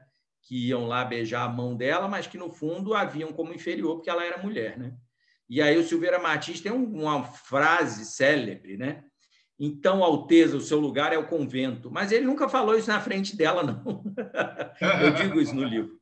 Na verdade, ele pode até ter dito isso aos correligionários dele, mas ele nunca falou isso na frente dela. Agora, ele era um dos que era um eminente chefe maçônico, né, liberal, e que tentou o terceiro reinado, batalhou por isso e tal, até que veio a República. Ele não admitiu, e aí teve a Revolução Federalista. A Revolução Federalista advém do fato de que o Silveira Martins não admitia, ele era caudilho também, não admitia o caudilismo dos republicanistas do Rio Grande do Sul, dos positivistas. Ele dizia, não, aqui mando eu e aqui, então, eu não vou. A Revolução Federalista advém desse tipo de voluntarismo, né? Desses chefes políticos, né? Sim. Então, doutor Amin, o senhor quer falar alguma coisa? Alguma ponderação? Deixa eu ver se... Está com a palavra. Eu gostaria, sim. Primeiramente, boa tarde, doutor Bruno. Quero parabenizá-lo pela excelência da sua palestra. Foi uma aula mais do que magna, eu diria. E nesse contexto todo que o senhor disse, eu realmente não sabia da fake news, né, do baile da ilha fiscal. E eu acreditava piamente que isso era verdade, tanto que comentei esse assunto na parte da manhã. Então, faço aqui a retificação desse ponto. Mas qual é o assunto que eu não entendi? Eu não entendi o final.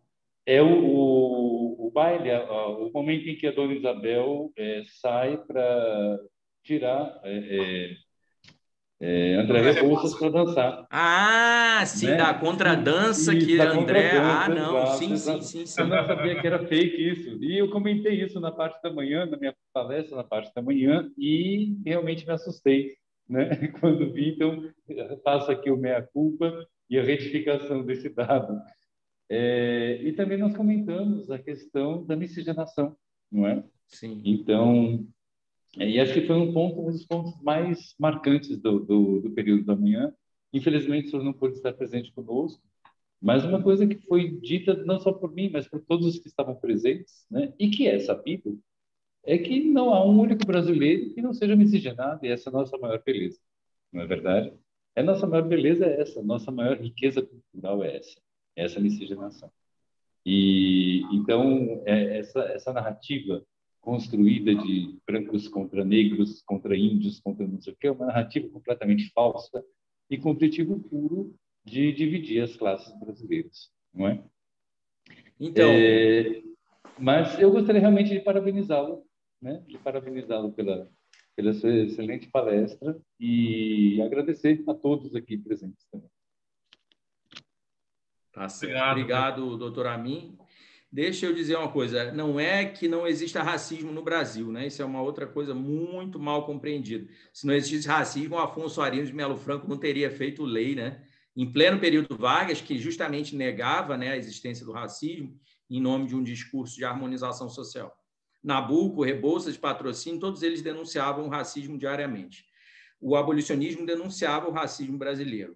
Mas o nosso racismo, ele é uma coisa que os movimentos negros atuais dizem que é pior, né? Querem dizer que é pior do que o norte-americano, porque é o racismo de gente de cor, né?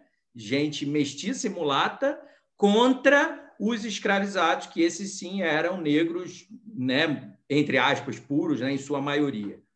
E, portanto, é um racismo mais pernicioso ainda, porque aí diz o movimento negro, aí a pessoa é negra e se considera branca e é racista contra os negros. Sim, é a história do Brasil. Isso aí é a história do Brasil, sim. Isso é real. Mas a questão é, o racismo brasileiro não é porque ele é velado que ele não existe, não é?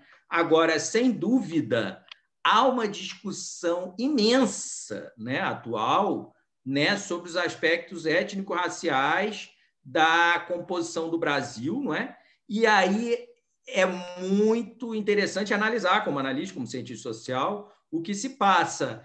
É curioso, para essas discussões, muitas vezes, muita coisa é apagada, né? Então, por exemplo, eu digo no livro, quer racializar a história da proclamação da República no Brasil, do Terceiro Reinado que não veio, do movimento abolicionista, eu acho ótimo. Porque aí os movimentos negros vão ter que identificar que o Barão de Cotegipe era escravocrata, intransigente, reacionário e ele era negro. Então, as pessoas vão ter que falar, elas também vão ter que buscar a verdade, né? O Barão de Cotegipe, afinal de contas, ele era branco, loiro, de olho azul? Não, claro que então, não. O que se passa? Nos termos atuais, ele é negro. Então, assim, se ele é negro e ele era escravocrata, intransigente, tudo que a gente sabe que ele era, né? As coisas vão começando a se aclarar mais, né? Exatamente, então, como assim, o Zumbi dos Palmares, né? Que nós também comentamos dele, que tinha seus escravos, né? Não, Zumbi dos Palmares, eu não tenho nenhum desrespeito à memória de Zumbi dos Palmares, os abolicionistas tinham respeito à memória dele, e nós somos neo-abolicionistas. Mas eu não entendo como que ele possa ser ícone do abolicionismo. Ele pode ser ícone da resistência africana à escravização. A resistência africana à escravização comercial do Império Ultramarino Português. Isso é uma coisa. Outra coisa completamente diversa é ele ser algo do abolicionismo, né? Quer dizer, o movimento abolicionista ele é do século XIX e o Zumbi dos Palmares é do século XVII. Você não pode mudar 200 anos de história, né? Agora, o movimento negro tem Zumbi dos Palmares como ícone porque ele é um chefe étnico, né? Um etnarca, né? Pode ser considerado monarca, inclusive, da Confederação Palmarina. Eu não tenho nada contra o culto ao Zumbi dos Palmares, porque, como eu disse, os abolicionistas tinham também, respeitavam esse símbolo, esse ícone. Agora, o Zumbi viveu 200 anos antes do movimento abolicionista. Ele não pode ser um ícone do movimento abolicionista. Claro que não. Mas aí claro que entra. Muita gente não quer mais no movimento abolicionista. Entra falsa narrativa, né? Esse é o grande problema da história. Porque entra falsa narrativa, porque é interessante uma naquele confusão. momento. É uma torre de Babel. É uma torre de Babel. Porque o movimento abolicionista, o movimento, né, de resgate da história dos abolicionistas, que a gente chama de neo-abolicionismo, ele não pode fundir histórias completamente diferentes, né? Claro que não. O movimento abolicionista é um movimento do século XIX, né? E ele conseguiu a vitória legislativa parlamentar em 1888. Agora, hoje estão acusando os abolicionistas de não terem se preocupado com a sorte dos escravizados. É mentira. Isso é mentira. Os abolicionistas todos trabalhavam pela abolição da miséria no Brasil. Agora, se eles foram apiados do poder, se eles foram massacrados, perseguidos, morreram no exílio, blá, blá, blá, blá, blá, a culpa é deles? Como é que pode uma coisa dessa? Isso é uma maluquice. Agora, são narrativas, né? Deixa eu só lhe fazer uma pergunta. Eu ia fazer uma ponderação rapidinho com a devida vênia. O Davi Valucas, ele escreveu aqui, mas eu peço que ele ative o microfone e faça essa ponderação, porque é o seguinte, ele falou que ele se encontrou com descendentes do Zumbi do Palmares que conservam até hoje o costume dinástico e as tradições. Eu quero que o Davi, do Movimento Brasil Monarquista, possa falar isso para a gente, por favor. Eu me encontrei com vamos dizer, tetraneto, eu não sei em que grau que ele é neto de Zumbi, mas vamos dizer que seja tetraneto de Zumbi em São Paulo no ano passado. Ele se chama Geleju Abelebu III. E até hoje eles conservam, os descendentes de Zumbi conservam os costumes dinásticos, né? Então, ele é chamado pela comunidade deles de rei do povo, agora esqueci o nome do povo, que ele é um povo onde o Zumbi de fato foi rei lá na África. Ele veio para o Brasil na condição de de nobre, né? Um nobre capturado por um rei inimigo e foi vendido como escravo. E os descendentes dele vêm conservando desde então e vêm sendo chamados de reis pelo seu povo até os dias de hoje no Brasil. Então, eu só queria fazer esse adendo aí. Agora com a palavra o doutor Amir. Inclusive, só para complementar, esse atual Jeleju Abelebu III, ele é o sumo sacerdote do candomblé no Brasil. Então, ele é o chefe supremo do candomblé. Sim, o candomblé, sim. Eu gostaria só de fazer uma pergunta para o doutor Bruno, que é a seguinte. Na sua opinião, como historiador que é, como pesquisador que é, qual seria o maior legado de Dona Isabel se tivesse reinado no Brasil? Olha, é difícil, né? Porque aí entra a contrafactualidade, né? E aí eu explico no livro. Existe uma diferença entre a contrafactualidade e a factualidade submersa. Então a gente não teria, né? A gente não sabe como teria sido o terceiro reinado. Mas o que chama atenção na personagem histórica, aí a gente falou de várias personagens de uma pessoa, o que chama atenção na figura de Dona Isabel é a catolicidade. Então, para mim, é muito claro que ela, como imperatriz, a Constituição do Império falava imperatriz e imperante, né? Não falava reina.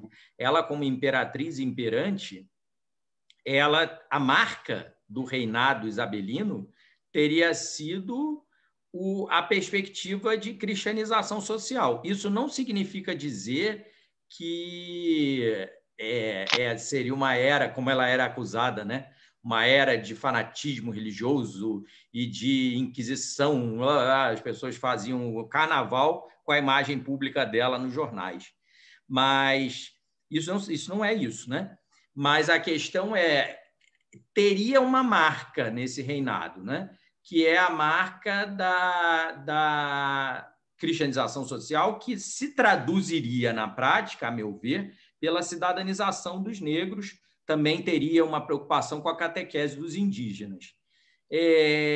Pobres, todos pobres, né? Meu padrinho gostava de dizer, se ela tivesse reinado, ela seria a redentora de todos os pobres do Brasil. Então, assim, Dona Isabel não era contra nobreza, contra os ricos, né? Não, isso aí seria um anacronismo danado. Ela era a favor da aristocracia, contanto que ela era a favor de qualquer coisa, contanto que fosse cristão, né? Também não é dizer que ela fosse uma fanática, como eu já expliquei aqui, né? Então ela quisesse converter as pessoas à força. Tem um caso que eu narro aqui no livro, que é a Maraane de Capurtala. Maraane é a rainha, né? Como vocês sabem, é a mulher do Maharaja, né? Que é o Marajá. Então a Maraane de Capurtala, ela era uma moça novinha e ela vai conhecer Dona Isabel. E aí ela fica doente, né? Ela vai lá conhecer no Castelo de Eu, em Paris e tal. Dona Isabel tinha uma corte imperial exilada, né? Que vivia com ela. E aí uma época ela fica doente, vai para o hospital. E aí Dona Isabel vai lá no hospital visitar a Maraane. E aí ela descreve Dona Isabel. E aí ela fala que Dona Isabel, olha que coisa interessante, né? A Maraane de Capurtala da Índia, que vivia em Paris nesse tempo, em tratamento, né? Tratamento de saúde, e também porque Paris ainda era a capital do mundo, né? Em grande medida, Londres era também, mas Paris ainda tinha o glamour, e aí todo mundo ia para lá. E aí ela diz que quem governava a sociedade aristocrática da França toda, diz essa Maraane, era Dona Isabel, que era a imperatriz brasileira exilada, porque ela era condessa D pelo casamento. Claro que isso tem um quê de exageração e tal, mas, na verdade, como os Orleans eles eram banidos, né? E aí uma hora volta, uma hora vem, uma hora volta, uma hora vem, e ela era mesmo Orleans pelo casamento, e como ela era essa figura, né, que tinha, de fato, governado um império do tamanho do Brasil, então ela era muito respeitada, muito reverenciada na França, né? Todo mundo sabia que ela era Madame la Comtesse de, né, em francês, né? A senhora Condessa de, mas todo mundo sabia que ela era a imperatriz do Brasil, né, banida. E aí ela era muito respeitada pela nobreza francesa, a aristocracia, também a burguesia, os cientistas, porque tinham sido amigos do pai dela, tinham sido, né, enfim, e a igreja. Dona Isabel, na igreja da França, tinha uma proeminência. No livro eu comento do exílio dela, que ela era uma espécie de relações públicas da Arquidiocese de Paris. Então, ela fazia isso, porque ela queria, era voluntário, não era, né, pago, né? E aí ela se colocava como RP do arcebispo, cardeal, arcebispo de Paris, né? E fazia com isso a condução e a organização dos eventos de caridade para angariar fundos para as obras da Igreja da França. E vocês, não sei se vocês sabem disso, isso está no livro, né? Mas ela era presidenta, ela se auto-intitulava presidenta mesmo, né? Porque em francês, président, né? Mas ela escrevia presidente, que significaria presidenta em português. E aí ela se intitulava das senhoras da Sociedade Anti-Escravagista da França. E ela tinha uma ação com o cardeal Lavigerie, que Nabuco conheceu quando foi visitar o Papa Leão XIII, de libertação dos territórios de escravizados no norte da África. Dona Isabel trabalhou pelo abolicionismo até o fim da vida dela. Só que as pessoas não sabem disso, né? Não sabem a biografia dela, então pensam que ela não teve nada a ver com a abolição. Bom, aí também quem pensa isso, ou pensa, na verdade, é má fé também. Mas enfim, não conhece o abolicionismo. Não conhece o abolicionismo isabelino. O abolicionismo isabelino é o dela, é o católico. O abolicionismo isabelista é outra coisa. Claro, aí criou uma legenda áurea para ela. Mas o abolicionismo dela é o abolicionismo católico, é o que ela se importou a vida inteira. E ela, no fim da vida, estava velhinha, né, decrépita, já está de 75 anos ela morreu. Agora, em dia 14 de novembro, faz 100 anos, é o centenário de morte isabelino. E ela, então, até o fim da vida, trabalhou nessas causas. Algumas eu coloquei aqui no livro, mas tem muito mais coisa que ela fez.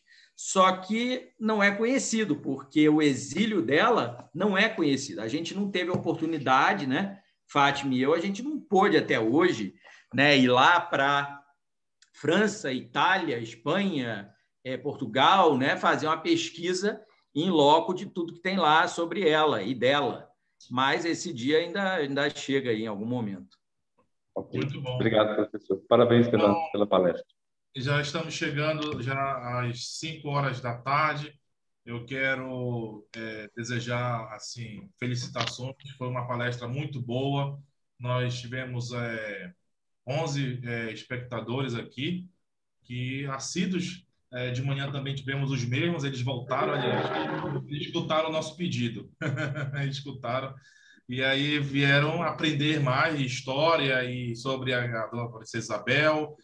Os festejos da associação não terminou.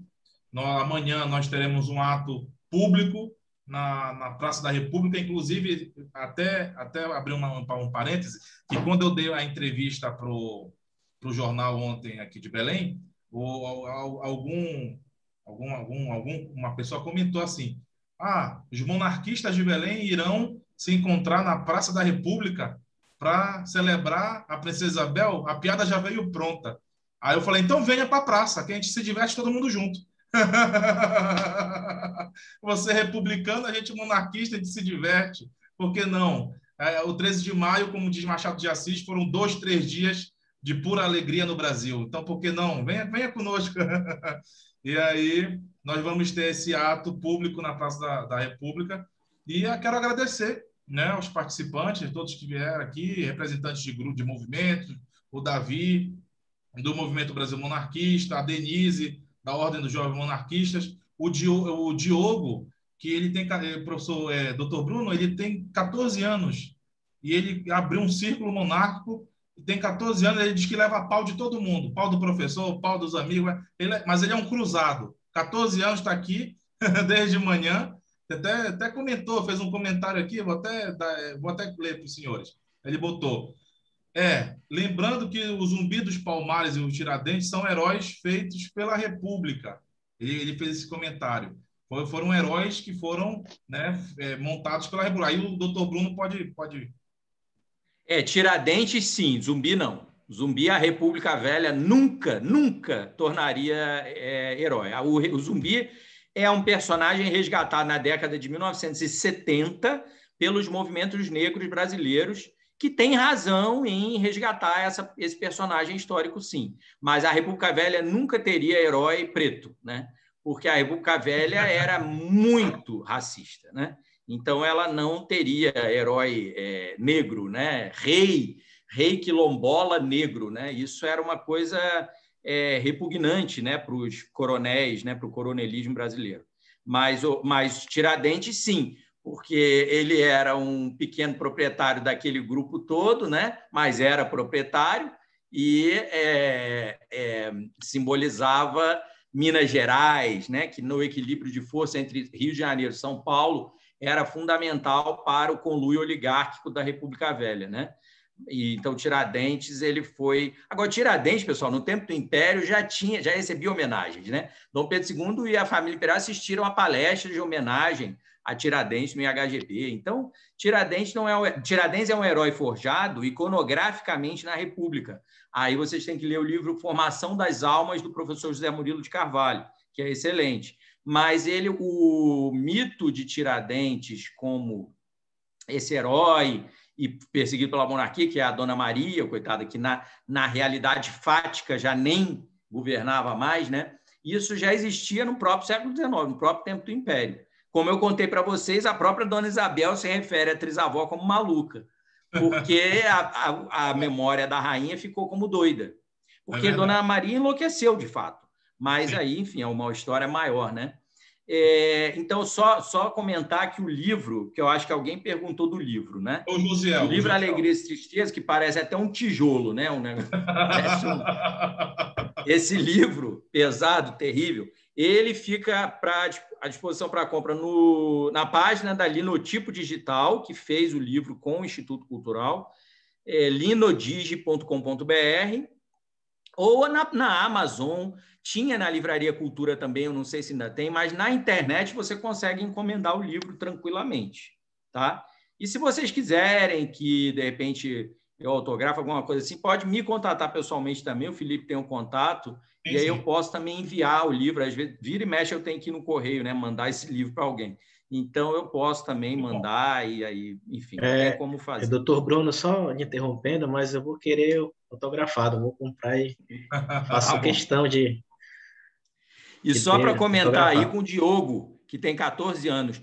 Quando eu fui militar no movimento monarquista, eu fui monarquista militante. Quando eu era adolescente, né, e tal, eu tinha 12. A minha mãe e o meu pai acharam que eu estava ficando meio doido, porque eles eram mais à esquerda, né, e não entendiam nada do que eu estava falando. Mas isso tem a ver com o que eu contei hoje de manhã na Rádio Timbira. Quando eu tinha uns 7, 8 anos, assim, né, eu já comecei a ler sobre ela e tal, e eu tinha uma narrativa, aí não dá para contar tudo aqui agora, da minha avó Sinhazinha, minha avó paterna, que ora falava muito mal de Dona Isabel e ora falava bem. Então, para mim, ela era um enigma, né? E aí foi por isso que eu comecei a estudar, e aí depois de 15 anos em diante eu já estudava, né, visceralmente tudo dela. Aí quando eu entrei na graduação de História na PUC do Rio, mais ainda eu fui estudar, fui no arquivo do museu em Petrópolis, já tinha ido antes. E o meu padrinho, o professor Otto, de quem eu tenho todos os arquivos aqui no Instituto Dona Isabel, ele tinha sido o assessor-chefe do Dom Pedro Henrique, né? Que era o pai, né, do atual Dom Luiz, Dom Antônio, todos eles, e era um isabelista radical. Então, também, né, houve um casamento de almas, assim, eu recebi muita coisa dele.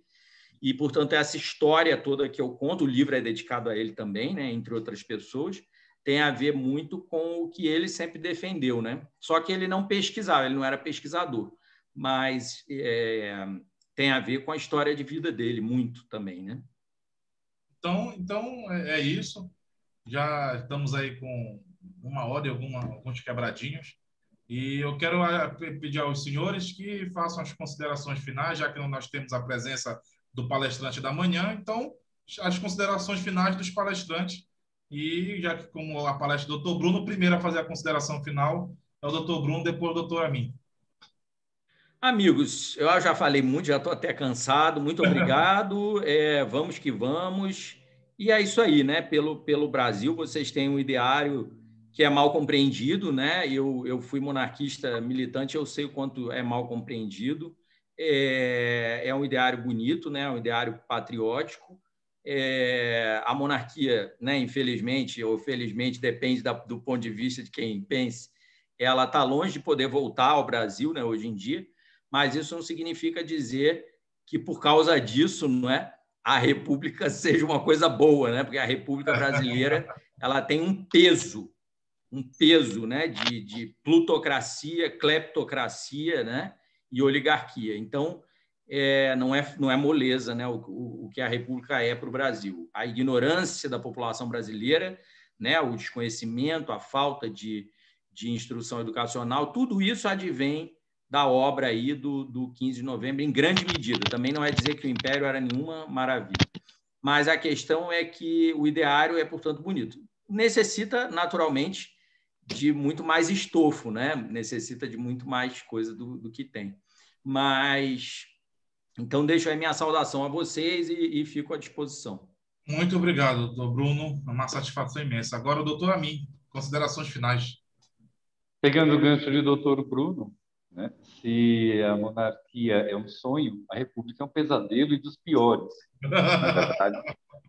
Então, isso dizia o doutor Plínio Corrêa de Oliveira, né? Que era exatamente. O conselheiro João Alfredo. Eu já ia fazer a referência dele aqui, né? O doutor Plínio já dizia isso, e com toda razão, né? Esses 130 anos de república foram desastrosos, têm sido desastrosos. Mas acho que esse é um tema para uma outra, né, para um outro encontro. Com certeza. Né? Senão nós iremos passar aqui madrugadas debatendo. Queria agradecer a presença de todas, as manifestações de todos. Muita gente que não é monarquista também aqui, né, no meio, assistindo, e é interessante, é importantíssimo isso, porque são pessoas que se interessam por ouvir o outro lado da história. Eu discordo do senhor com relação ao Zumbi dos Palmares, mas é importante justamente esse debate, né? Essa troca de informações. Acho que é justamente isso que forma um conhecimento sólido. No mais, queria agradecer a Deus, primeiramente, a todos os presentes, e fazer um pedido, né? Para que a Associação Princesa Isabel aí de Belém do Pará e para que o Instituto também possam promover mais eventos dessa natureza, com outros palestrantes, para que nós possamos também aprender um pouco mais, né, com outros colegas. Um grande abraço a todos. E antes de terminar, eu queria aqui fazer uma pequena oração, né, dedicar a Nossa Senhora do Rosário de Fátima, a nossa saúde, a saúde do Dr. Bruno, do senhor Dr. Amin e dos demais membros da associação, convidados. Então, é isso. Em nome do Pai, do Filho e do Espírito Santo. Amém. Amém. Ave Maria, cheia de graça, o Senhor é convosco. Bendita sois vós entre as mulheres e bendito é o fruto do vosso ventre, Jesus. Santa Maria, Mãe de Deus, rogai por nós, pecadores, agora e na hora de nossa morte.